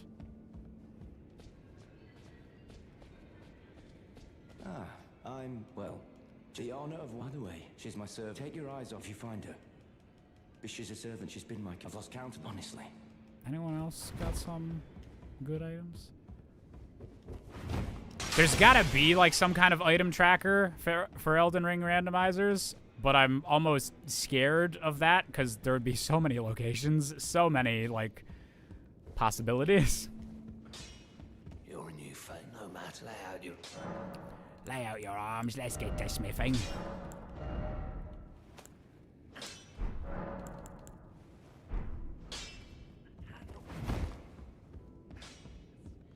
Nintendo World is insanely popular at the moment to the point where locals basically need to make appointments to enter, just like Wizarding World was initially. Give it 3 years and it'll be easy. Yeah, no, like... Actually, you know what? That makes me feel a bit better. It's good to wait a few years, because... Yeah, getting in there would probably be like... Okay, this is the funniest fucking look for Fia. Yeah, getting in there right now probably is super crazy.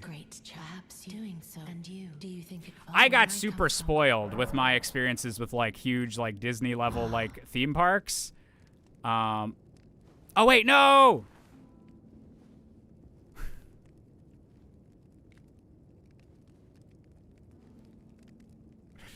She's gonna debuff me. Wait, how do you get rid of the Fia debuff? I haven't actually done this in a while. What you felt light up inside you, though it is but a fleet. Come back to me. I will take you.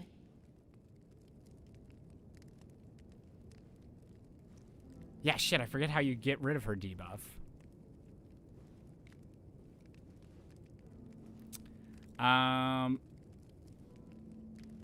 What was I gonna say? Oh yeah, I feel like I've been super spoiled on like theme park experiences, because whenever Maker Studios brought me out to LA for the Polaris Live stuff, that was at a point where they were just like bleeding money like all over their talent. So they were like giving every single person they flew out to LA, they'd be like, hey, you want to spend a full day at Disneyland with like an exclusive tour? And it was like they were like, the tour guides were even bragging like, this is like the same experience that like Chris Evans or like anyone that like is a star in the like MCU movies, like this is what Disney like gives to them as like benefits of like, hey, you get a free 2 of our people will lead you around Disneyland all day and you can cut all the lines. And it was such a like just crazy. I do not deserve that kind of treatment at all, but they would like do that to any YouTuber they flew in. And so now anytime I go to Disneyland, it's not going to be as an esteemed Maker Studios tour. Use it in inventory?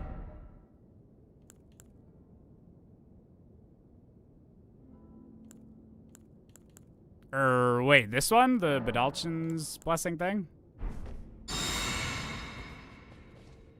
Or no, that's a poise thing. Wait.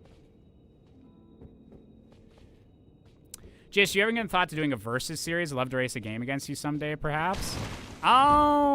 Maybe? I don't really, like, have any games that I, like, like, I guess Zelda randomizers. Maybe I do, like, a community race thing or something at some point. But other than that, like, I'd get destroyed by any speedrunners or like I'd have to have like races as more like a steady part of my thing, I guess. Sounds like it bankrupted them from how you're phrasing it. Well, I mean, they did go out of business like a bit over a year after that. So it actually, like, in retrospect, like, it genuinely was a thing that all of these MCNs are like the big YouTube networks. So you had like Maker Studios and all the ones that Maker Studios like bought out, like Polaris. The Game Station is what they were called originally. Machinima was like Warner Brothers was a different one. But like there's all these companies that thought like, oh, YouTubers are the future of entertainment. And so we'll get these YouTube, which they were in a way, but not in the way that they were planning it. And they were like, oh, we'll have control over all the YouTubers because these MCNs will be useful forever. But then it was the combo of both YouTube made it so you didn't really need an MCN negotiating, like getting ads for you. They gave us the advertising kind of system they have now. And also, yeah, these MCNs were spending money like crazy trying to do like bigger projects. Like there were so many things that like they like threw money at the Game Grumps to film, like that table flip, like whenever the Game Grumps had like a whole show dedicated to card and board games, like that was all just money being thrown at them by Disney to try and like make them a bigger thing outside of just Game Grumps. And then yeah, they would like have all these YouTuber trips and spend all this money on like stuff that like obviously it's super cool I got to do the Disney trip and all of that, but like I would have been fine if they'd flown me out for like the one day we filmed our thing and I went right back. Like it still would have just been cool to go to LA, but they put like so much into it and like paid for everything where it's like this could not have been financially beneficial to you in the long run. It was just, yeah, one of those periods where everyone assumes the bubble's never going to pop and then it popped like a year later. Never knew you were part of Maker Studios. How did I not know that? Yeah, it was because I signed with them like within 5 months of starting the YouTube channel. Like that first, I started January 2013, and I think by July. Actually, it was right after. Yeah, or it was right that summer. Whenever they were still doing like the Xbox Live arcade like promotions. That was the first thing I did with them. Was they had a deal to promote the 5 Summer of Arcade games that year. And so I did some videos on that. And that was the first kind of thing that I did with them. And that was how I started getting paid to do YouTube stuff.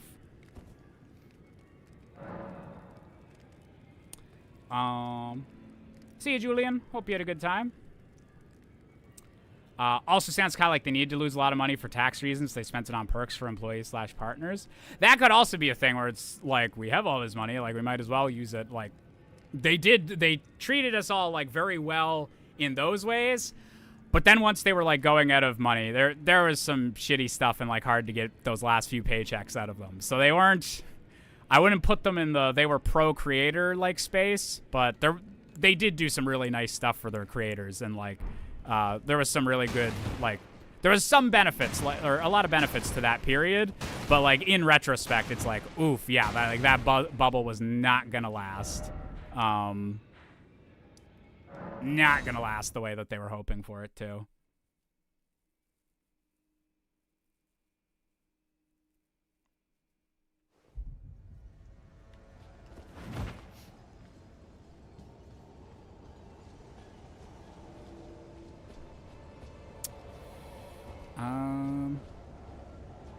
Oh yeah, wait. I was gonna get that that poison weapon and see how that does.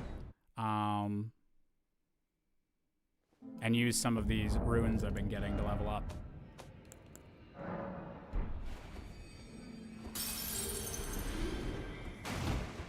Pro creator, I hardly know her.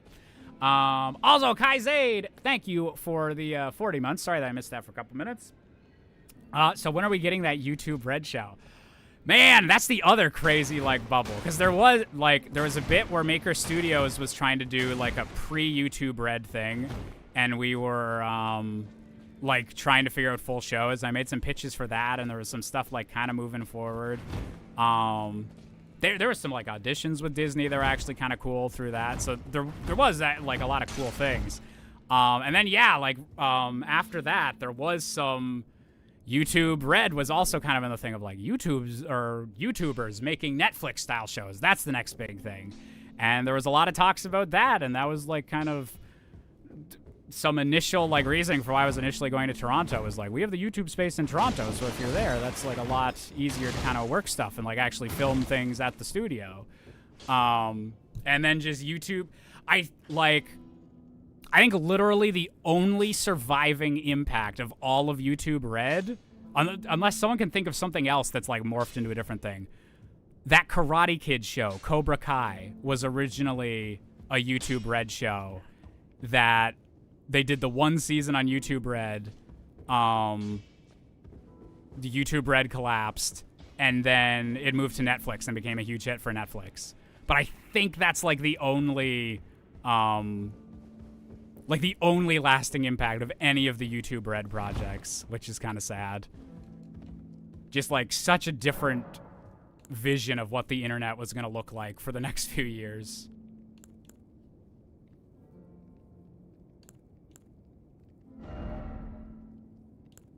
Didn't MatPat try a YouTube Red thing? A lot of people tried YouTube Red things. MatPat probably had a show. Game Grumps had that sitcom that they tried.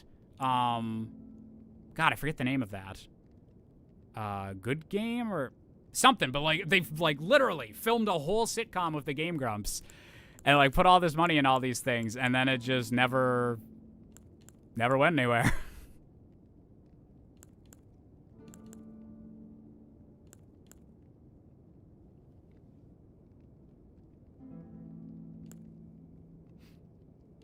Or wait, what were you responding with the big what to Kaizade? Because I said like a whole bunch of just different weird things about YouTube Red there. Wait. That was armor, right? Yes. Beautiful.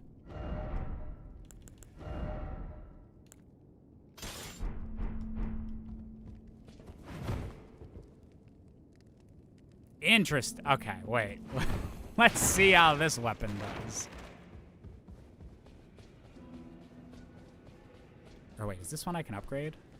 I'll double check that, then go test it on some stuff. Oh, yeah, no, because everyone just thinks Cobra Kai's a Netflix show now. Because all of the seasons, like, since then, were YouTube Red. I think the second season of Cobra Kai, so, like, when the first season of Cobra Kai came out, that was, like, the push of, like, all these initial shows. Like, Cobra Kai, the Game Grumps sitcom, just all these like initial projects would have come out at the same time, and I think like Cobra Kai season 2 is like one of the last things they made, because the first one was one of like the only things I think they actually saw like they might not even have made money on it, but they lost the least amount of money, and they were like, oh, we can justify another season.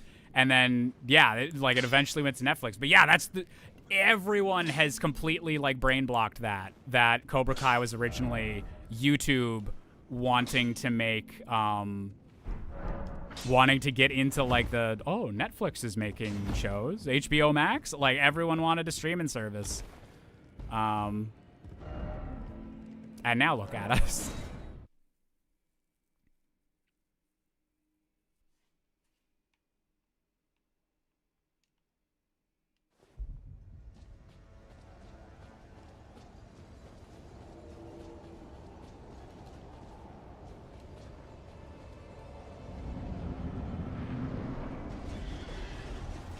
All right. How can you get poisoned?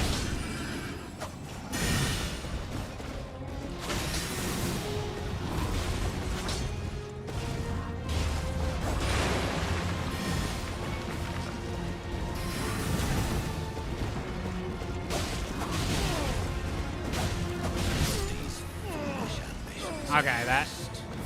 Ooh, okay, wait. Once the poison actually activates, that's some good like damage a second.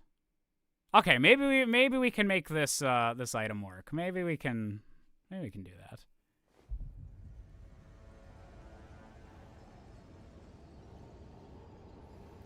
that. Speaking of, you hear that HBO Max is getting yet another name change? Yes, and it like.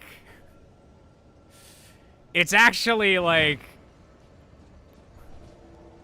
It's both funny and a little depressing that they realize they've changed their name so much, and, like, their marketing campaign for this new name change back to it being HBO Max instead of just Max. Like, their marketing campaign is making fun of themselves, like, oh, the name's changed again. And it's, like, both... Feels weird when a corporation's, like, making fun of it itself and, like, preempting the making fun of them, like... off at the pass, like that's just a weird vibe. But then it's also like, oh, I can double fist this. Okay, that's nice. Yeah, just what a weird situation. So weird. This point, HBO Max rebranded more than you in the first half of the decade. It does make me feel better about my own like branding, like kind of what's the like, yeah. If a giant HBO-sized company can also have that, I feel better about. RFC Josh Busker. Never played Elden Ring, but I thought some Jish in the background while I play Tears of the Kingdom sounds nice. Yeah, Courtney, good to have you here. And yeah, we're not focusing too much on like the game or the story. It's mostly just something for me to mess around with while I'm hanging out with chat, catching up with you guys, and seeing how much poison damage we can put on Loretta.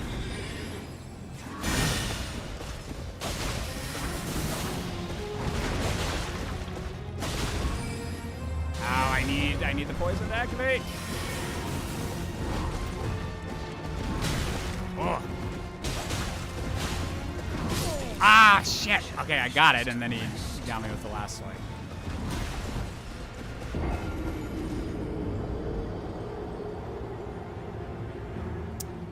This just popped in my newsfeed. EA has canceled the Black Panther game and closed Cliffhanger Studios. Not good. Not good. Yeah, doesn't feel great that, like, even after, like, last year was the crazy, like, everyone's getting laid off here, that we're still, like, just every now and again that pops up, and it's like, oof. Video game industry's going through some changes. I get why a Black Panther game that was, like, pretty early along in development, like, would get canceled whenever that, forget who's publishing that other one, but there's, like, that Marvel 1943 game coming out that's like the original Black Panther and like Captain America during World War II type thing. So I get that they maybe don't want to compete with another Black Panther starring game that's coming out from a different publisher in the near future. But that's still like really shitty for the team that the whole studio got closed, that they weren't just like even put on a different project. So yeah, just brutal. Not good.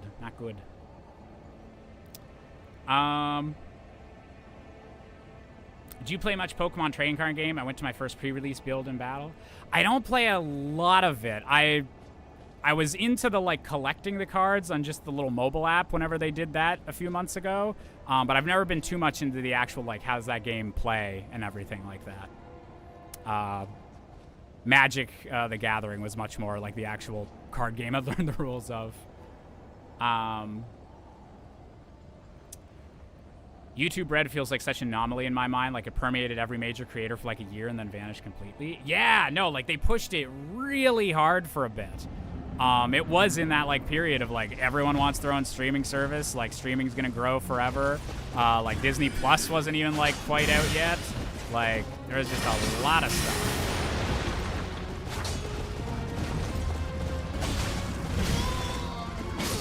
Oh my god.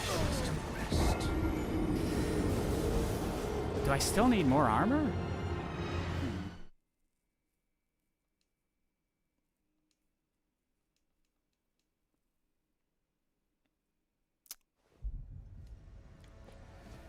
I want to get the poison on and then just get into dodge mode. Or wait, actually, this might work better with the companion if we're doing the poison damage.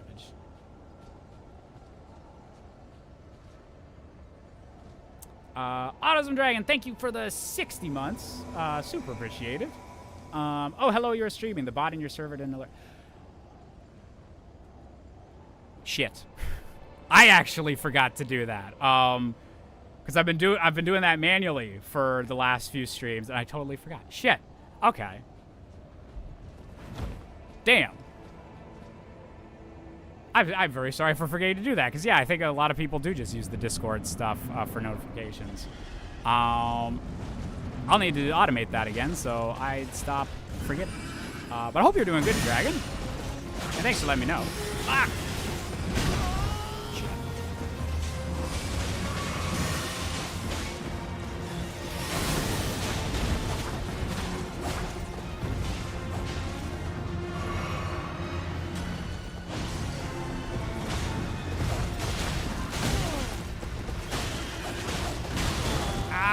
No. Okay, we got the poisons there. Poisons there.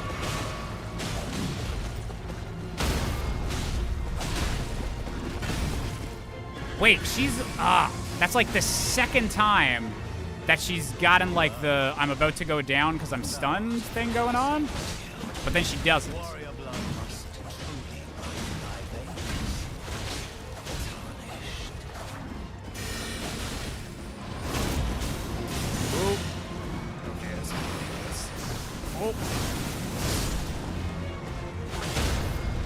Oh, there we go.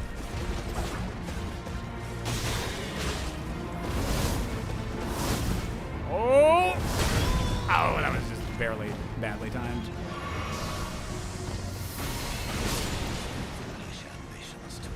I didn't quite know the timing on that one.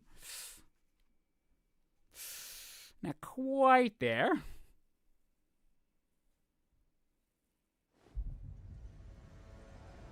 Oh, nice, Dragon. That's dope.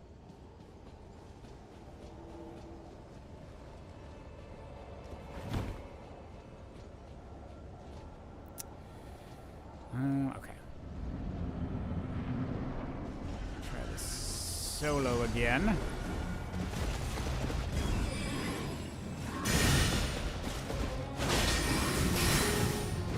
Okay, that timing works. That timing doesn't work.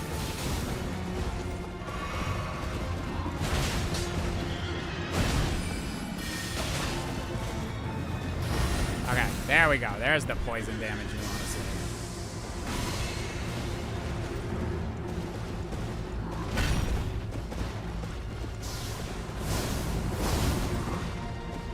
Yep, just keep taking those ticks, girl.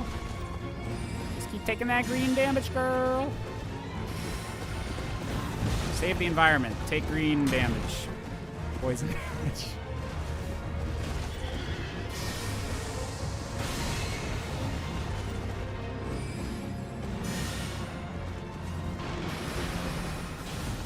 Alright, that's enough green ticks, I guess.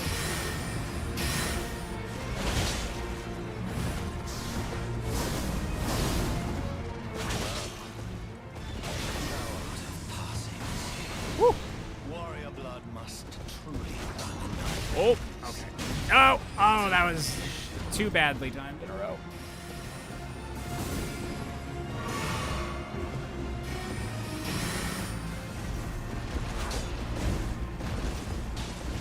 Don't you back kicking me, horse.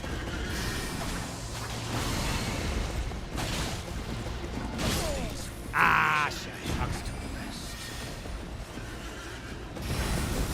But that might be the way to do it. Just get the poison damage activated and then just go into dodge mode against her ranged attacks.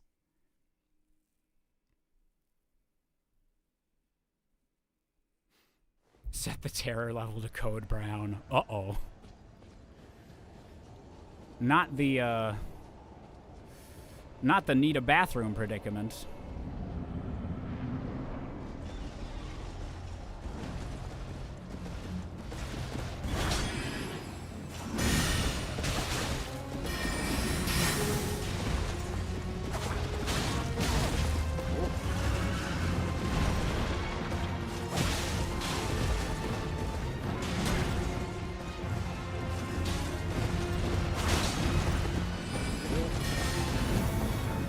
I love when I'm... Ow, that was the worst time deal in Elden Ring history. There we go.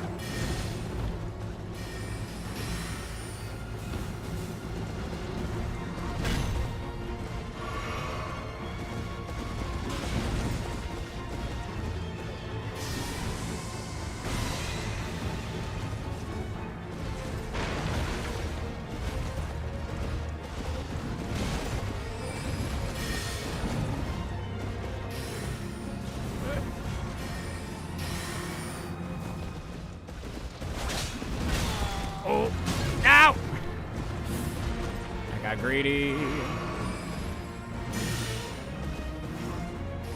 be suspicious. Don't be suspicious. That's kind of suspicious. That was too suspicious. Fun fact, if you don't move, you'll prolong the heat death of the universe the slightest amount by reducing your contribution to the process of entropy. I mean, I guess that's technically true. But wait. But then are you entropying more because you're not gaining any, like, movement energy from moving? You might be adding more overall, like, destruction to the world as you go through. Wait. Deep physics with chat. Do we have any PhDs in the audience? Chat GPT, can you explain the heat death of the universe to me? And how you're probably helping? Ah!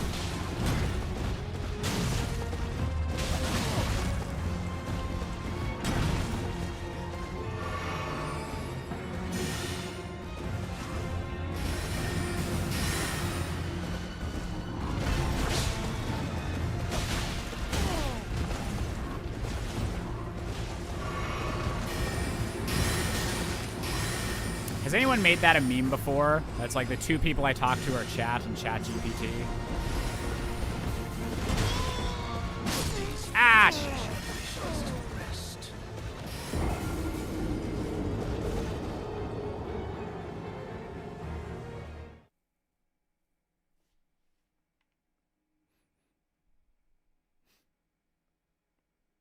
Okay, I very much hope that someone's burning toast upstairs and I'm not about to have a stroke on camera.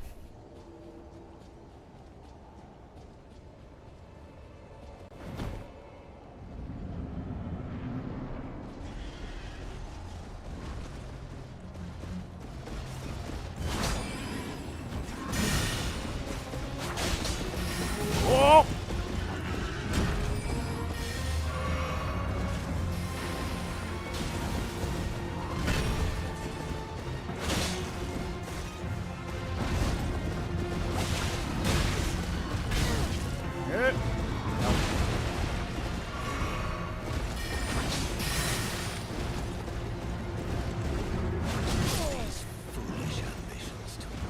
I think I was gonna like jump off the edge there accidentally, like if they hadn't hit me with that. So thank you for saving me by killing me.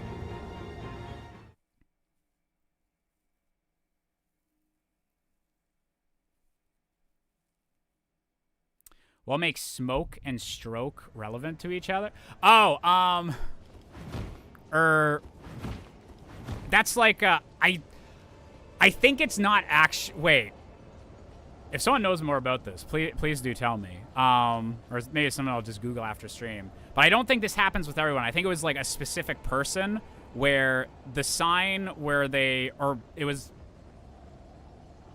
yeah, I forget how this must have originally come about, but it's like kind of a wives' tale that like one of the signs of like having a stroke is if you smell burnt toast, that whatever has to misfire in your brain whenever a stroke's about to happen, like that's one of the signs, is getting like a really strong like sudden smell for no reason.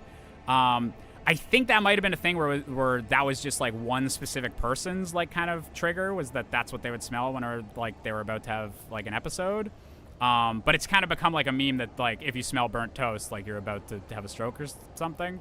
But I think it was just like, it could be any kind of, or it's not, or for at least one person, it wasn't a superstition. Like it was because it's not related to like if you smell burnt toast, like that will activate a stroke in you. It was no one's burning any toast, but this person, whenever they were about to have an episode of whatever was wrong with their brain, they would suddenly smell like burning toast. And that just became one of those things that like, it was like, oh, like that's the default. Like whenever someone, or if you smell burning toast and there's no burning toast, you're about to have a stroke. Like go do, or like take precautions or something like that. I find that ChatGPT is actually a pretty nice way to info dump about my special interests, though bothering a friend who doesn't care about them. There is some good uses for the chatbots and stuff like that. I've been bouncing around a little bit with asking ChatGPT to like make me a schedule for like today, or like try to structure like what I want to do for the week a little more. Because that's the stuff that AI should be being used for, is not the creative stuff, but like organizational stuff, or stuff that like is going to give me more time to just focus on the creative things. And so yeah, I've been doing my best to try and keep on top of as much of the AI stuff as possible, the know your enemy type thing, and know where the technology's at. And there is like some good use cases for like how like, oh, this could work some good stuff like on the back end for what I want to do artistically, and just having it have nothing to do with the actual like art itself. Like that's where the technology should be being used. You get it to do the boring stuff so that people get to do the fun stuff, or the people stuff. Ah, shit.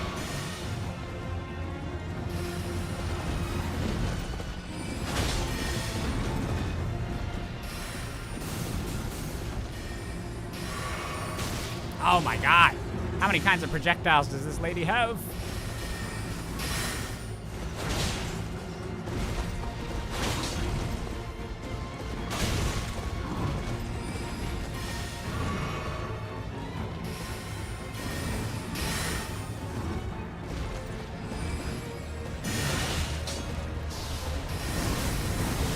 Man, we still haven't activated this poison.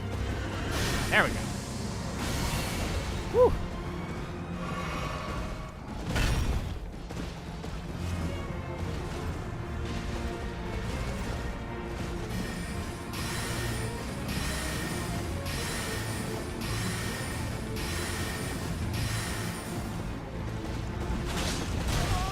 Oh, God.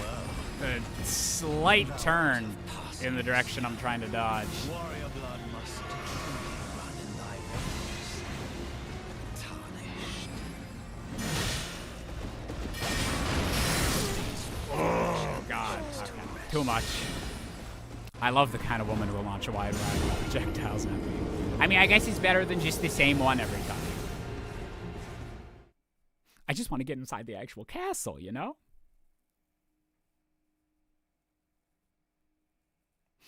Hey, Luxray. How's it going?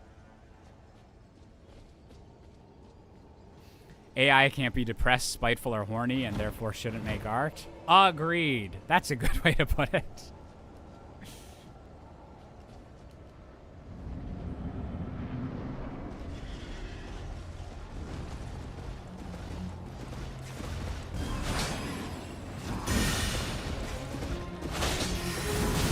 Oh, God. Okay. We'll try it with the extra person to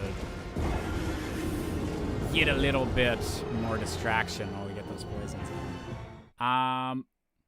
Death animation makes me think Thanos is running this game. The purple probably doesn't help with that. But yeah, no, we big fans of just fading into nothingness during this period.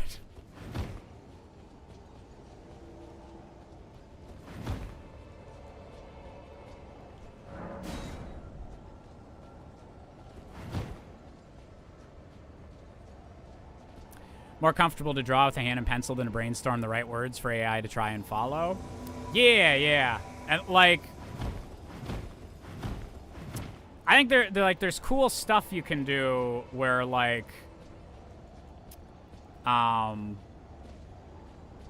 it's just like the organizational end of things, or even just having something where it's like, I like specifically kind of telling an AI like, I want you don't contribute any actual ideas, but like, or if I would do like writing a play or something, like what's three just questions I can ask myself to like kickstart a not kickstart the creative process, but like what's 3 things that I could think about today if I'm trying to like improve my play or something, and just like kind of something to bounce off of and like start some, not getting any ideas, but a starting point for like get my ADHD brain like going and working on my own ideas type thing.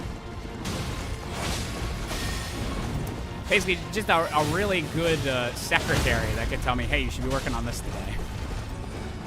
Josh, you tried the Joestar Family Secret Technique. I still need to watch those animes, so not quite yet. Whew. Ow! Okay. Oh, okay. I really want to survive this because we're doing okay. Well, thou art of passing skill. Warrior blood must truly run in Well. thy veins.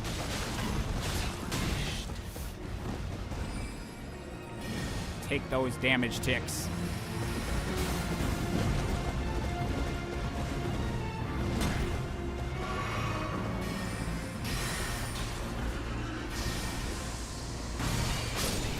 Oh, mistimed that. Oof.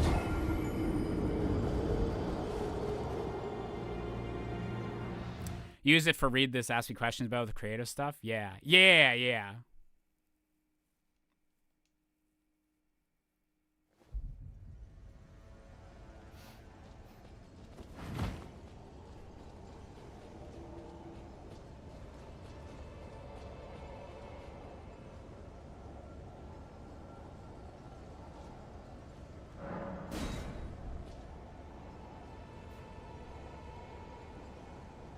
Stretch for doing the fight. Oh, that's a good idea.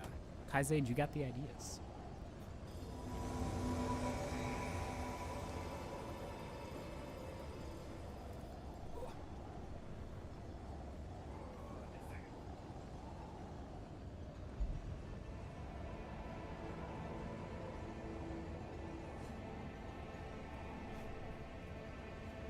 The memes about your back becoming more stiff as soon as you hit 30. They're a bit too true. Too true.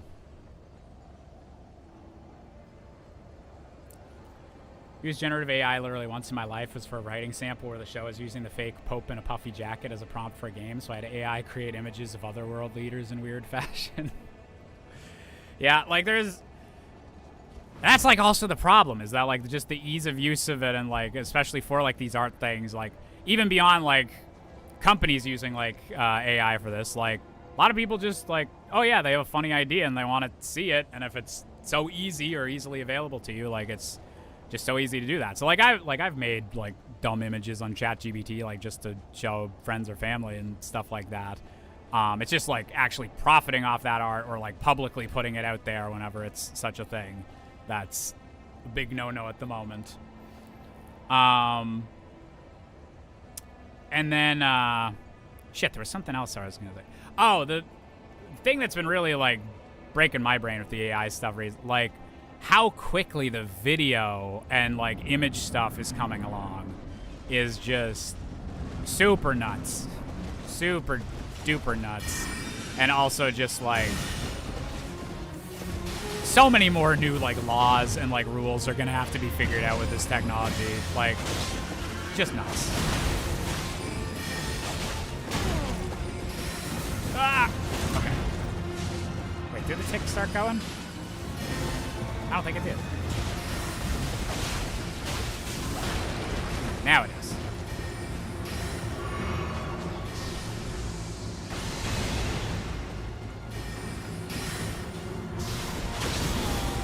Oh no! Shit! Damn, some of those follow-up swings just like can fully take me out. Only Tom Cruise could save it. I did have a fantastic time going to a movie theater to watch 3 hours of Tom Cruise telling an AI to fuck off. Literally has it. This isn't spoilers on like. This is just an action scene within like the first hour, or brief part of an action scene within the first hour. There's literally a scene where an wearing only his underwear, Tom Cruise chokes out a much younger person trying to kill him and tells him, "You got to stay off the internet." That's just like, that's cinema. That's what we need right now.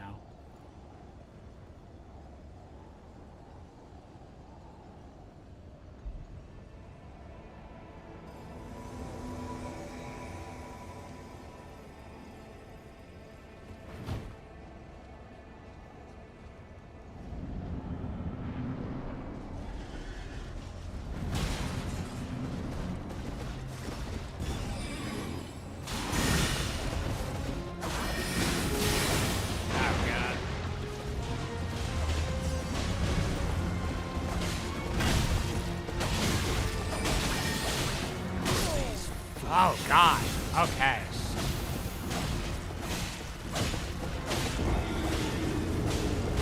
We're going to try a couple more solo tries, and we'll see how this goes.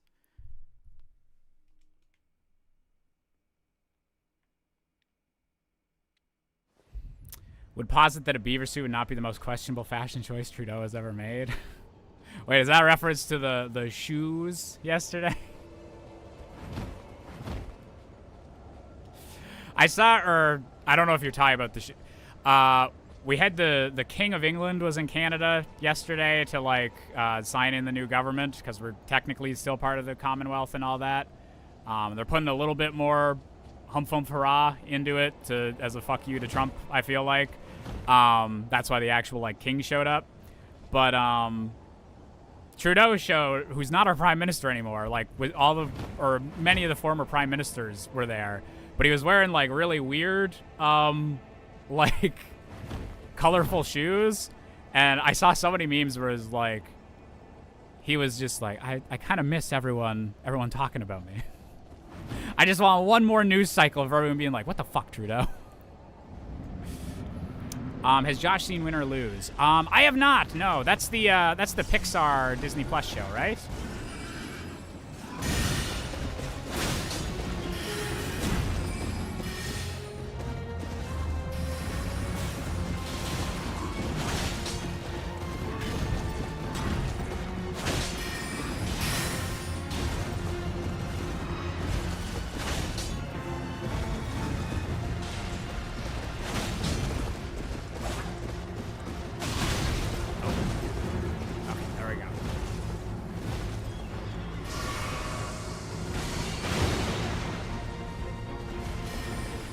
Oh, holy whoa!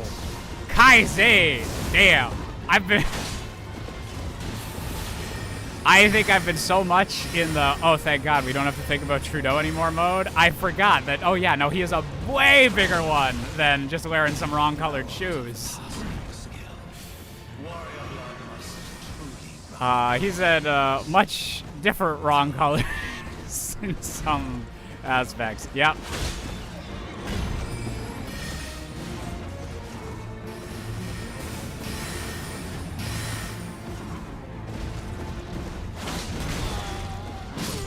Damn. Okay, solo might be the way to do it. Just getting in these early poisons and going for it.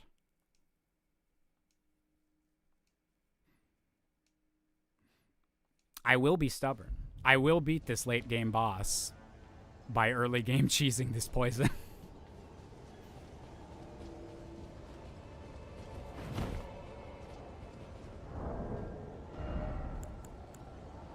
I don't think there's anything else I wanna... Yeah, nothing else I could really boost this with.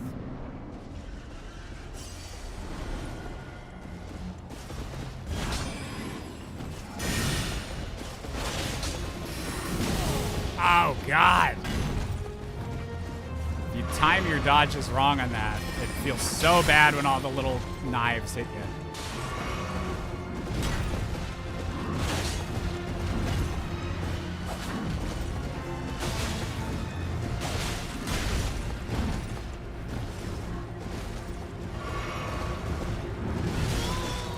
Oh my God, the backswing! It's always the backswing.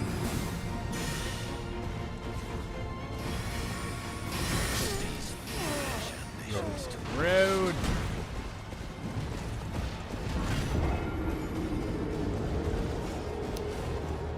Think of a Zelda movie could be made with proper sequels, do the Ocarina / Twilight story arc. Potentially. Yeah, I've always said the first Zelda movie I don't think should be super based on one specific game. I think first Zelda movie, the absolute priority is just making a good movie. And just take whatever elements you need from any Zelda game to do that. So, I think the last chat we had about it, like, my ideal thing would be, like, a mixture of Ocarina of Time's aesthetics, some of Breath of the Wild's aesthetics and kind of setup, and some of Skyward Sword, with just some of, like, the side characters and, like, characterization of, like, Zelda and Zelda having an active role in the plot. I think you need to, like... just combine whatever pieces you need from like from the big classics just to make a good movie. And then once you've got that and once that's been successful, then you've got so many opportunities for the sequels to be like, and here's a Twilight Princess one, and here's maybe a Majora's Mask one, or here's a Wind Waker one, or like just so many different kind of directions you could go with that.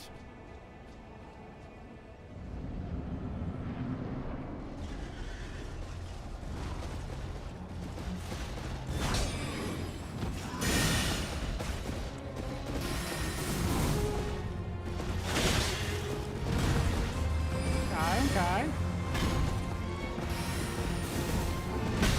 Ah, I jumped into that. If I hadn't jumped, I would have like avoided it.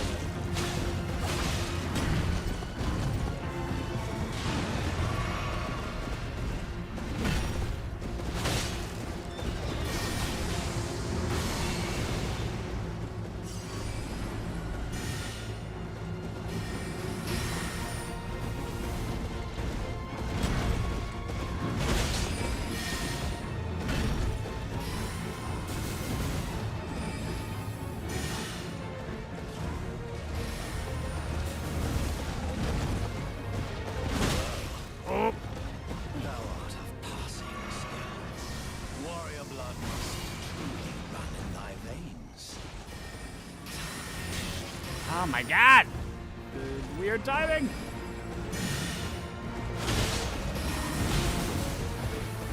Oh, okay.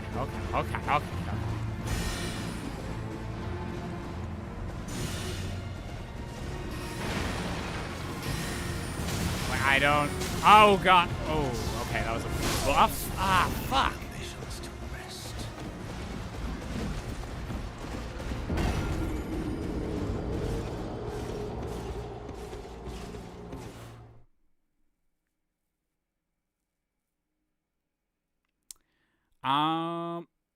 Did you see Zeltic's compilation of Zelda YouTubers' hopes for the next game? What's the What's the big thing you'd want to see in the Switch 2 Zelda? I haven't seen that one yet. I want them. They've said that they want to continue with kind of exploring the open-ended design of Tears of the Kingdom and Breath of the Wild. So I hope they keep like expanding on that physics engine.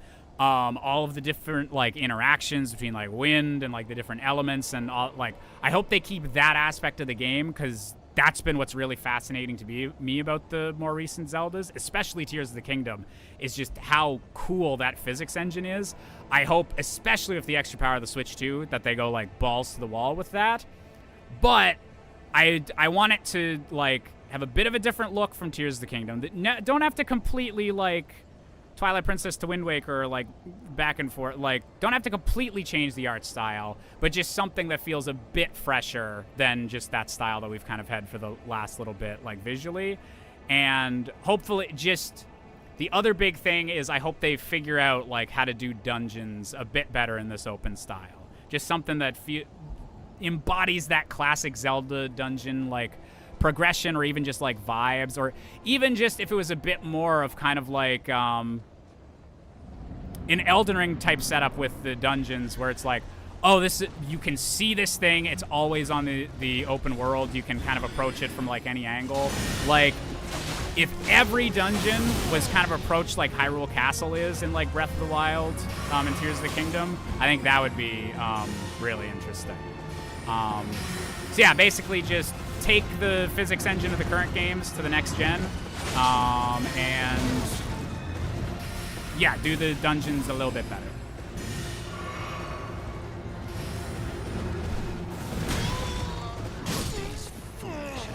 Okay, Luxray, I'm just... This is a... It comes across a little bit rude whenever most of your chat messages are asking me when the next time I'll play what you want me to play is. You gotta chill it on that a little bit. I like playing Ship of Arcadian. I really like the randomizer and everything, and we definitely will be coming back to it, but it kind of sucks whenever I try playing something else, and that's like most of your comments. So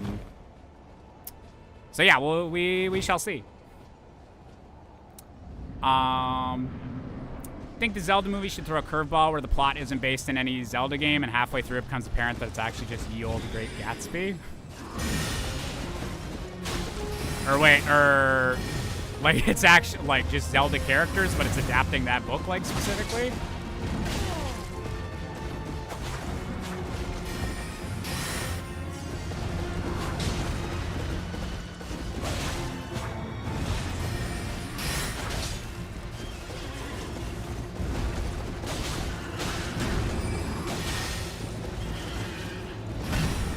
Alrighty.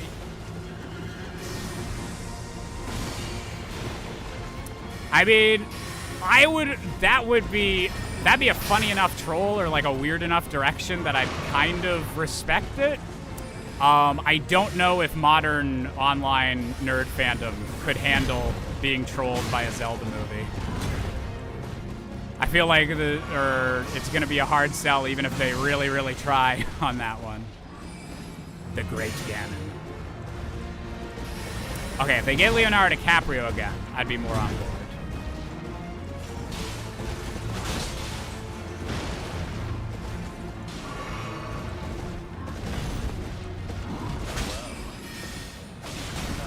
Oh, no!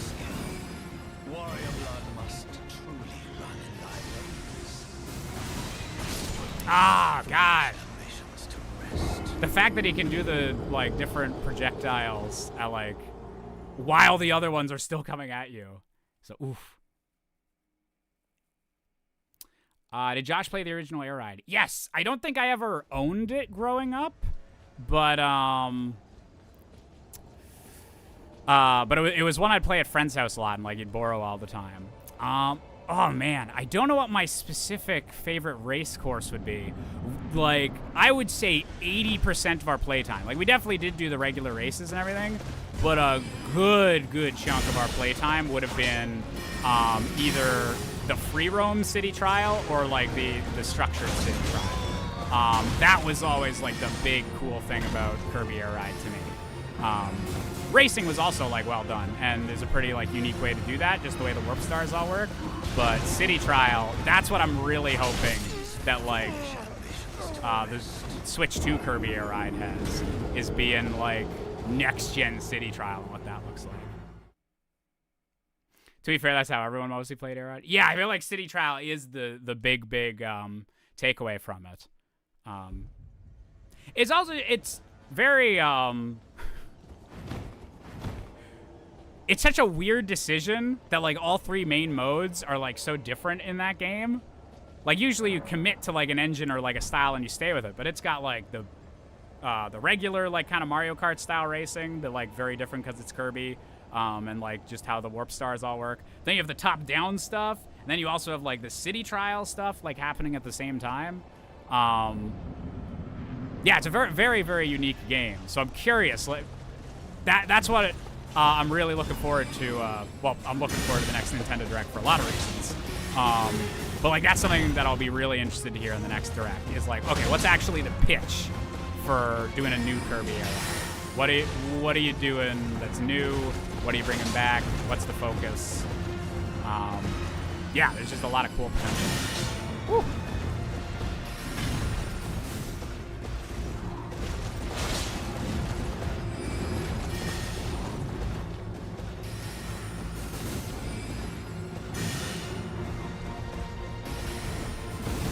Oh, you!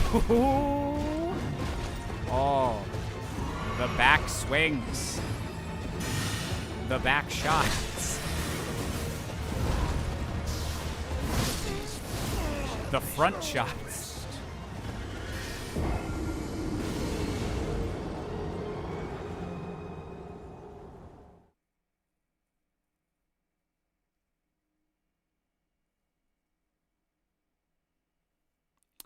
Also, this new Air Ride is going to have the big stink of, will Sakurai actually rep stuff from Kirby games that aren't his over it until we learn everything?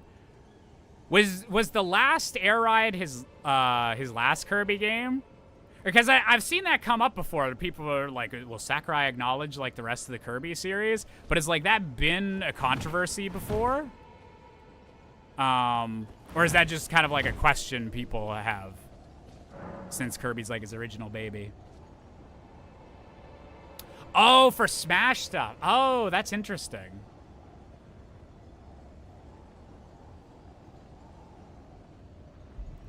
Hope Sakurai lets stuff from the other Kirby's producer world into the game.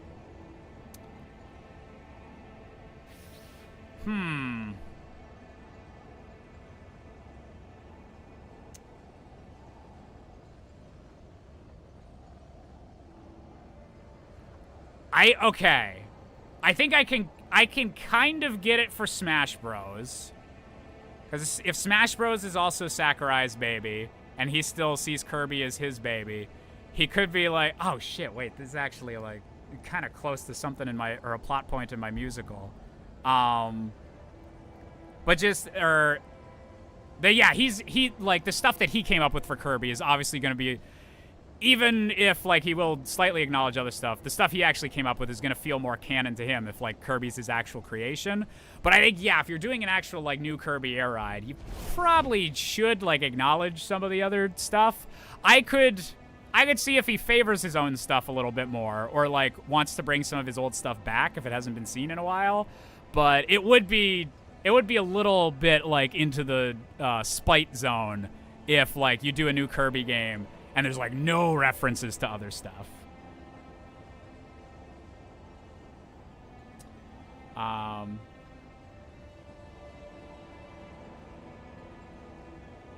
Yeah, I guess I never really thought about the Kirby Smash stuff, but that's true. It's all from, like, the earlier Sakurai, or the big stuff's from the earlier Sakurai games, and, like, Squeak Squad might get, like, a trophy or something.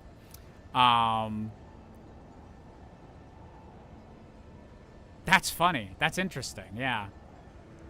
Yeah, I'd hope. I think my take would be that I'd hope then for the fans of the franchise that that, like, he kind of, like, brings in stuff from all of Kirby's history, because he's, like, not been involved with Kirby for, like, 20 years. So there's a lot of stuff that can be used, like, even just for, like, courses or, like, playable characters in Kirby Air Ride. I hope he, like, doesn't go completely, like, my stuff's the only true stuff.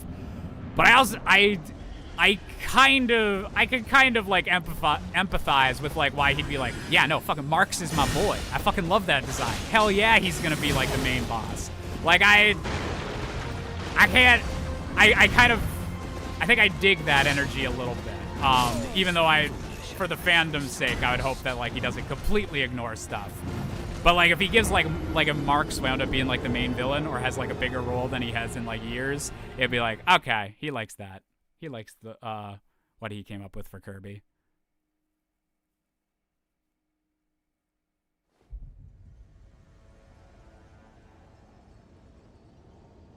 Man, oh shit, that's interesting. Yeah, I hadn't really like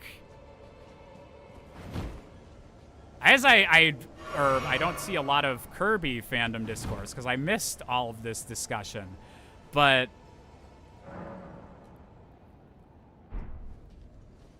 shit, I do think you should respect the entire series, and like that gives you, especially if you're doing like a kart racer, that gives you so much more options to do stuff. But yeah, the fact that it seems like so deliberate with the Smash Bros stuff, I respect that a little bit. Not that I think it's like the nicest thing to do, or it might be, it's a bit shitty to like other people that have worked on Kirby, but that makes it feel like he sees Kirby as like his baby. Like he really cares about this guy, and like, or he really cares about, no, this is like the places that Kirby like goes to and everything. Yeah, that's interesting. That's super interesting.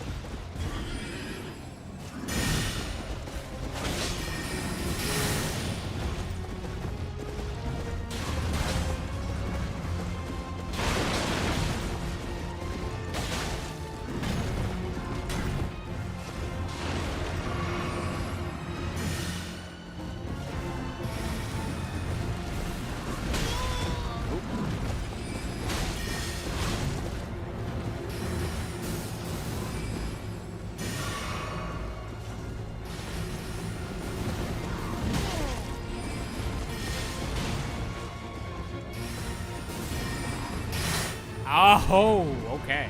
That was close. Fucking backswings.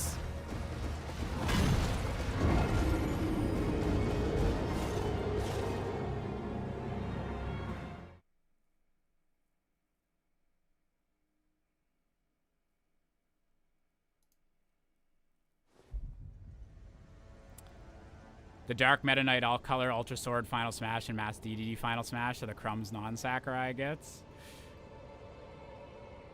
Yeah, I'm gonna have to sit on that a little bit, cause I'm afraid I do have a little bit of like, that's actually, I kind of respect you saying no, fuck you, Kirby's mine. Like it is kind of a dick move to the other people, but like if Smash Bros is also kind of like his baby. I get why he would kind of prioritize his own stuff if he really feels strongly about like, oh, Kirby's my little pink dude.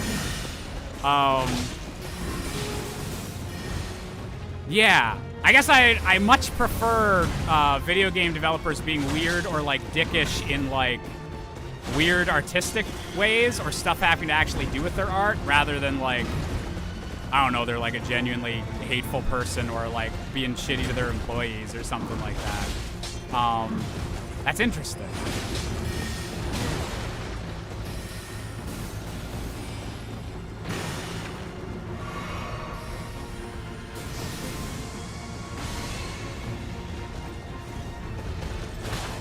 Ow, that horse kick.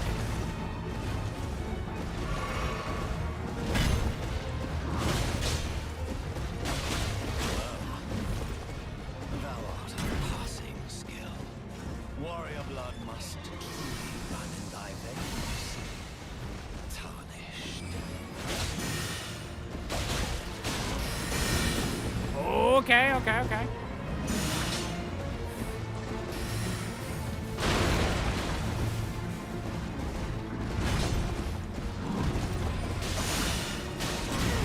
Oh, no, wait. Did I start the ping? No!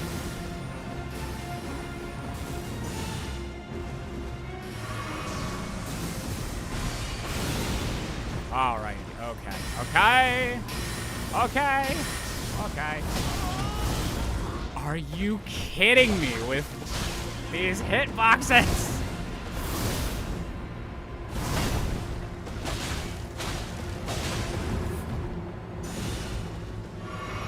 Okay, I think I can. Okay. No, fuck! Ah! I got too greedy. I don't think the poison would have 100% finished them off there, but it was gonna be close. Oh.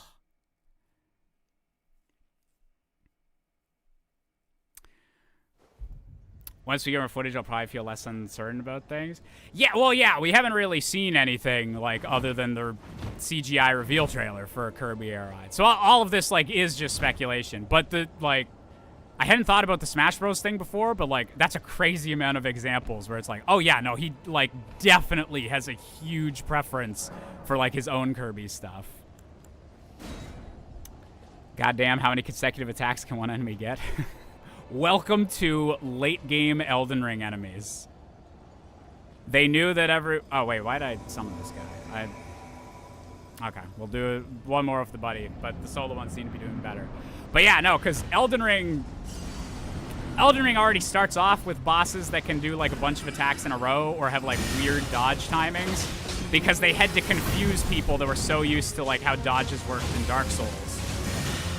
But by the time you get to, like, late game Elden Ring, or, like, the DLC of Elden Ring especially, like, there's a reason these games have the hard reputation. Like,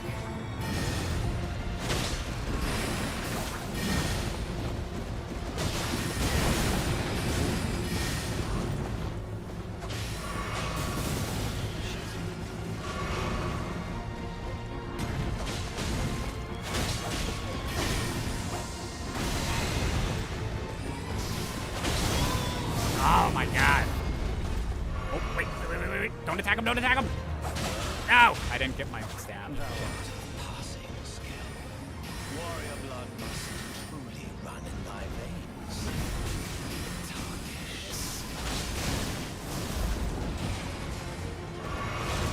Okay, no heals left. That's fine.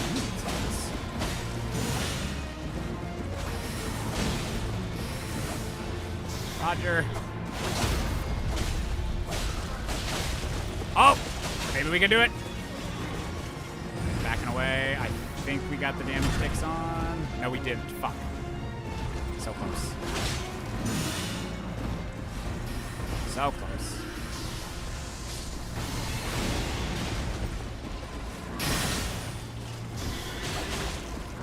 No! No heals left. Okay. That's fine. Come on. Oh.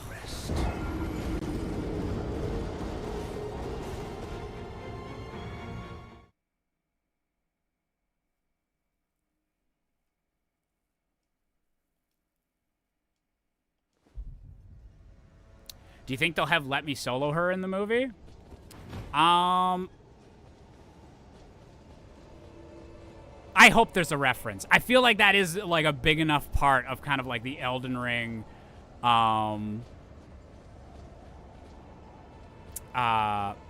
yeah, I think that's like a big enough part of like the Elden Ring like community mythos. You need at least like a reference or something like that. Even if it's just like, I don't know, an Easter egg on like a back wall or something like that.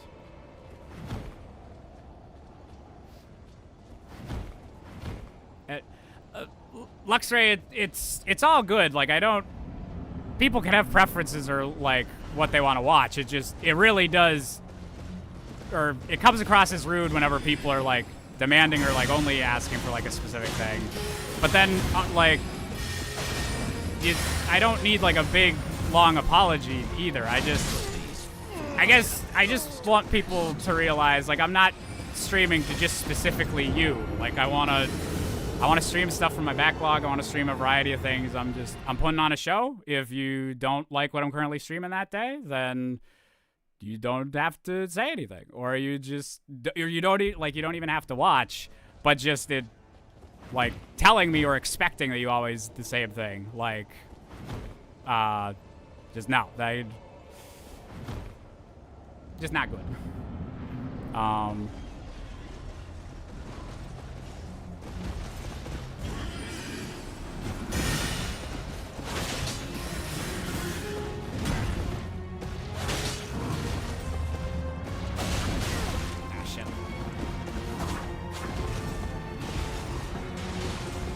I feel like I'd be doing a lot better with this poison method if I had a bit more reach on these gloves. Like if I had the poison, one of the poison swords or something.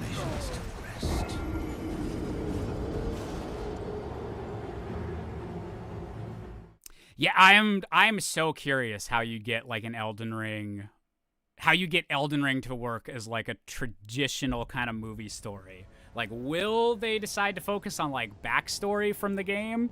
And do like, I don't know, the Shattering War or something like that. Like do something outside or before the game's timeline so you don't have to deal with like the main events of the game, because the game's just so much like vibes and like hundreds of years after all this like big stuff happened. So you either could do like some kind of like origin movie, or you could do like, I don't know, there's a lot of different directions you could take it. I'm curious what they decide to do. But I'm optimistic because Alex Garland's an interesting director, and the fact that he's like beaten the game at least 7 times is like, okay, you're good. You were saying you literally said you had problems with how much you were playing Shadow of the Erd Tree while trying to get some of your other movies done. Like that's what I want to hear from like a video game movie director. Is that the video game caused problems in your personal and professional life.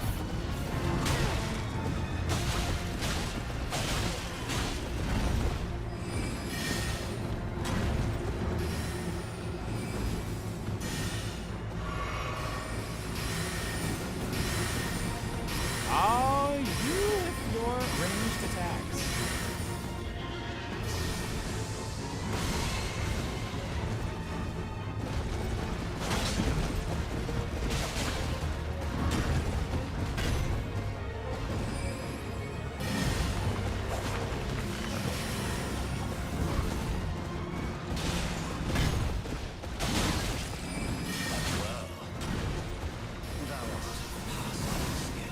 Ah, shit.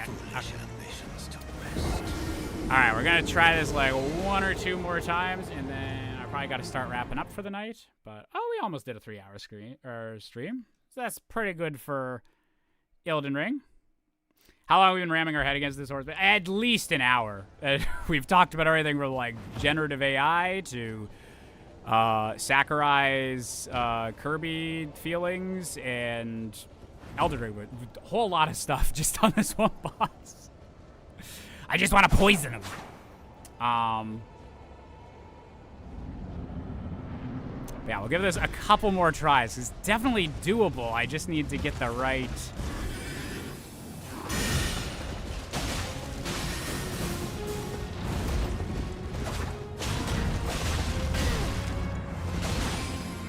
Oh, okay. That was an early tick. That's nice.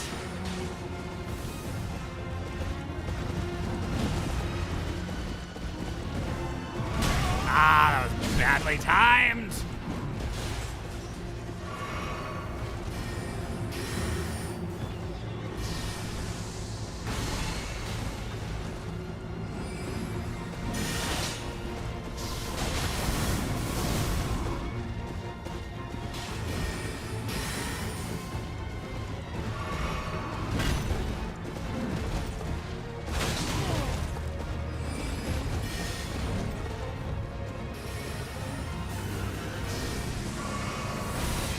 Oh, that was close. Okay.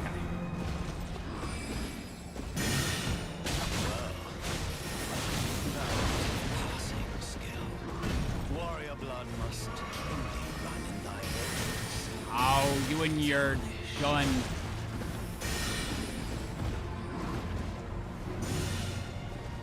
I'm at a feeling. Fuck. Oh!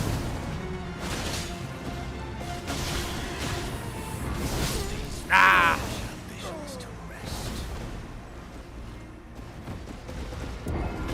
Garland's creative MO is bringing humanity, or at least a human perspective, to the most inhumane of circumstances, so maybe do a deep dive character study on what it means to be tarnished.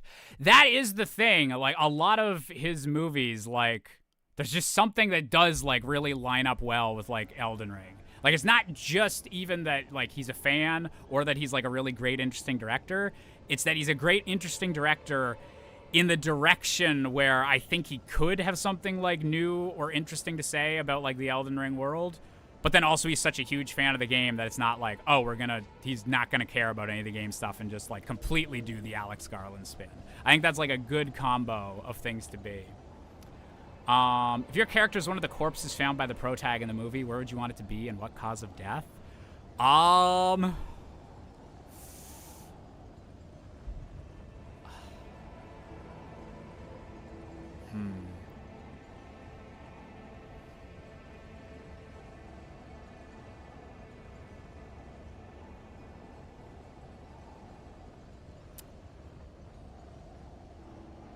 What would be the best spot?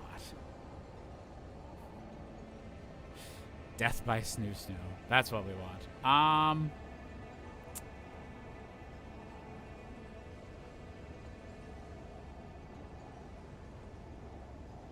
Maybe as one of the corpses in like Radon's arena or something like that. That'd be cool. Or oh, the run to like Malekith in the crumbling city type thing. Just a corpse that's like hanging off the like bridge that they have to run past every time they try and kill the boss. I could be died to an NPC just before the actual boss gate death.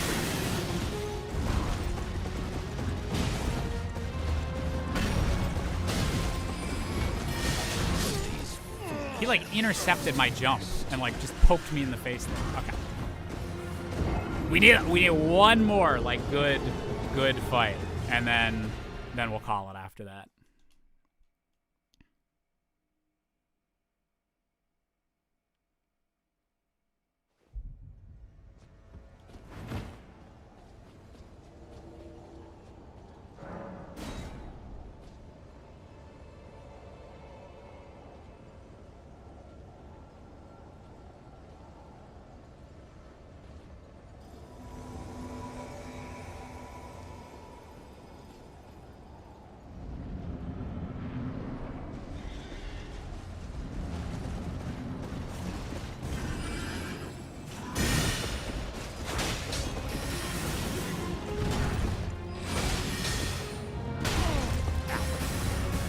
We're doing good on dodges up until that point.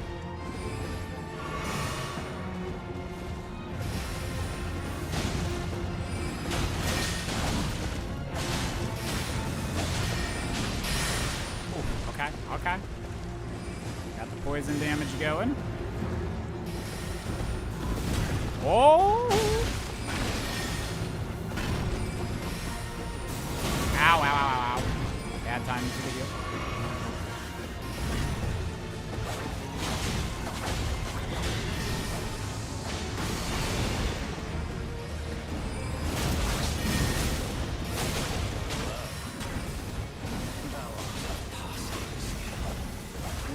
I don't even know what's happening. Oh, wait.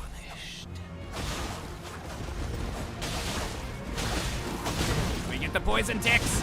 Ow! Oh god, we're so close. Okay. There we go.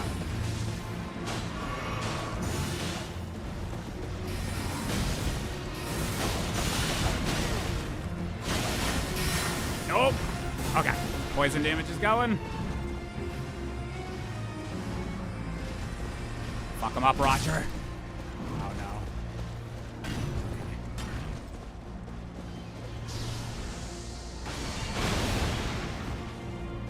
You stay over there, buddy. You just let that poison keep doing its thing.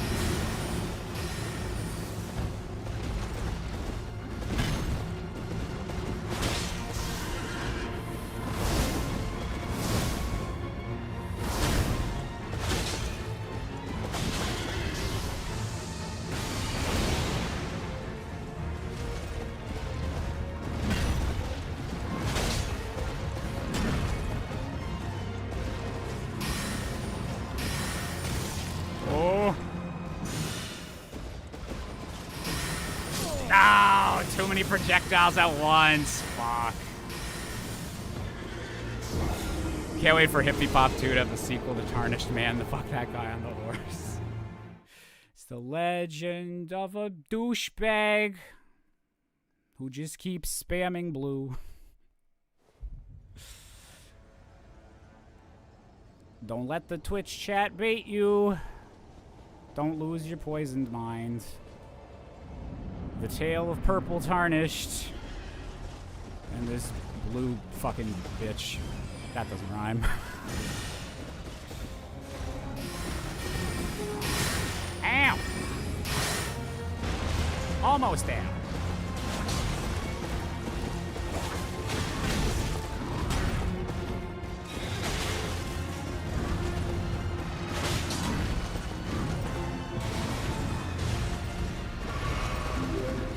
Woo! Rachel, thank you for resubscribing for 49 months. Hey guys, I'm a tad sad today. Oh, sorry, Rachel. Ah.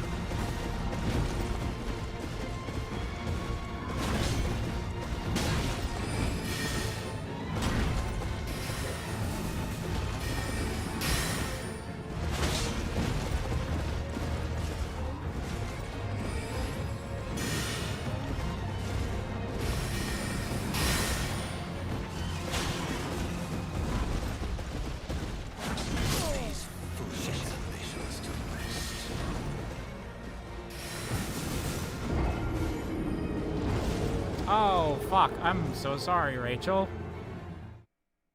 All the love going out to you. Fuck, I'm so sorry.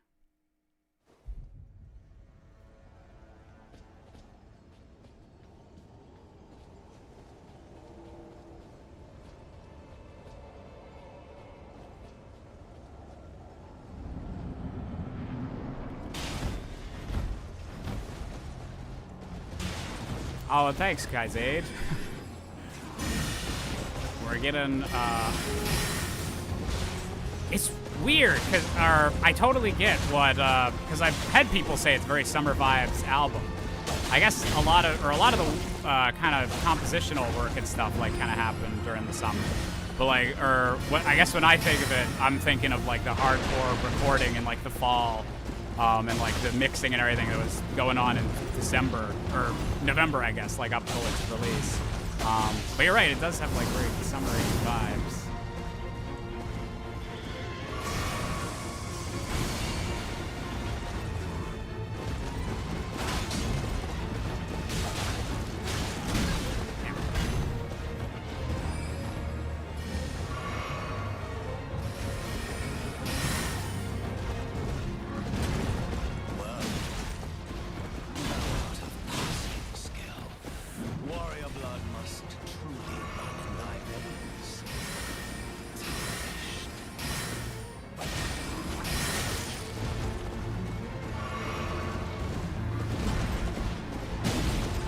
Oh, come on. No. That's close to them.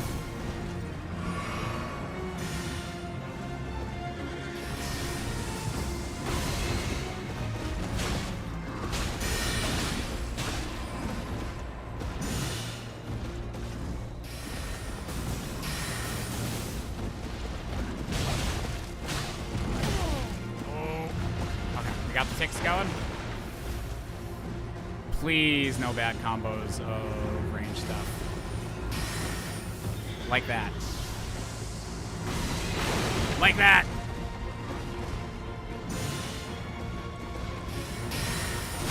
Ah, like that! Oh, it's the worst.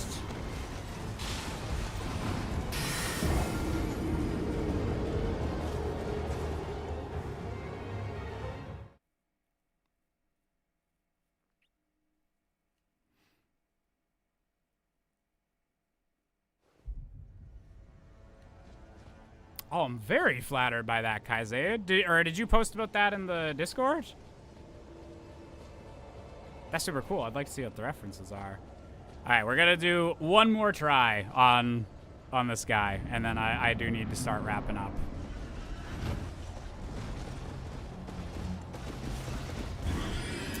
There can be victory.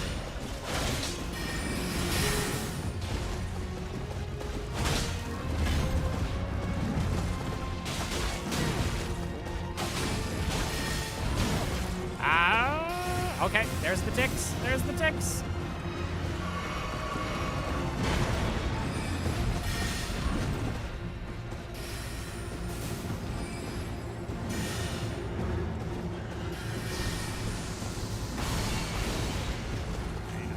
Right.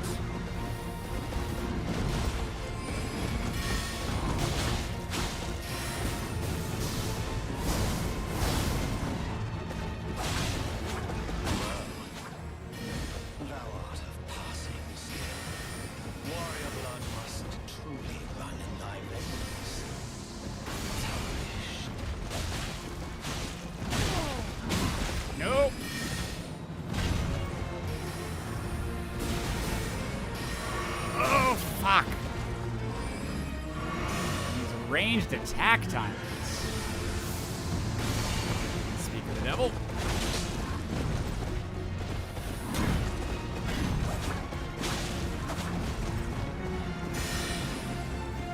Power up. Whoa!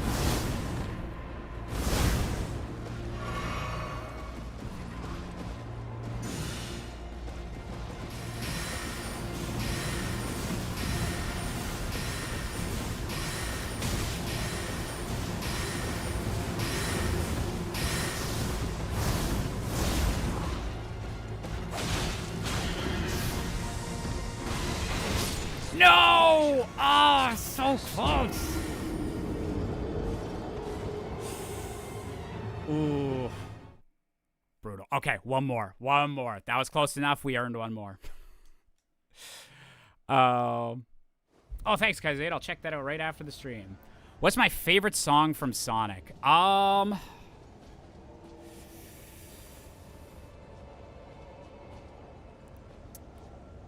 Man, there's a lot of good options.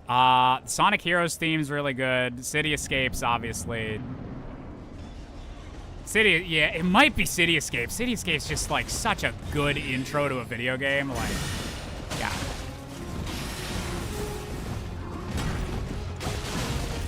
Like that might be. You guys know I've given Sonic Adventure 2 a lot of shit over the years. And I'm much more positive on it now. Much more accepting of the stuff that drives me a little bonkers about it. But that's probably Sonic Adventure 2's like strongest aspect, is just how fucking solid that opening is. Like it's a meme that a lot of Sonic games, like their first level's like their best one, but Sonic Adventure 2 is like really, really good.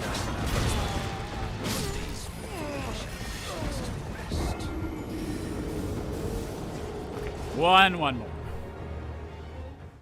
One more.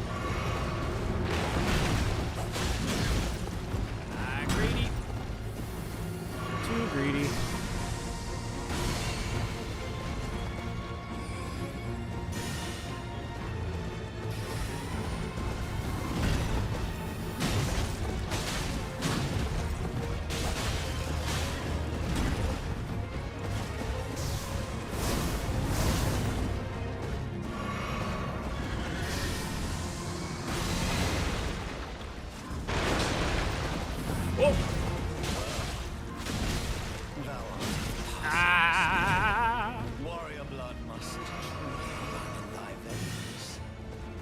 Tarnished.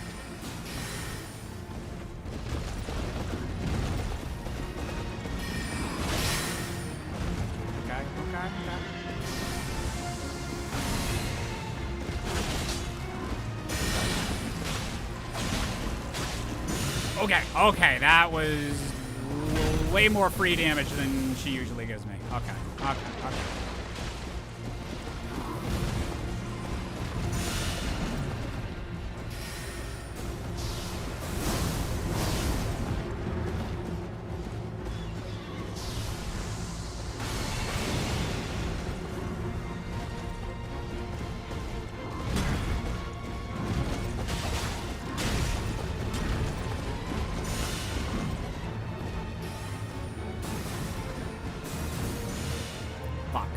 Taking poison damage anymore.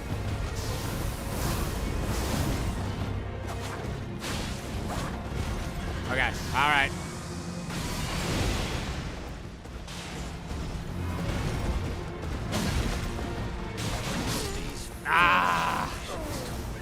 so close.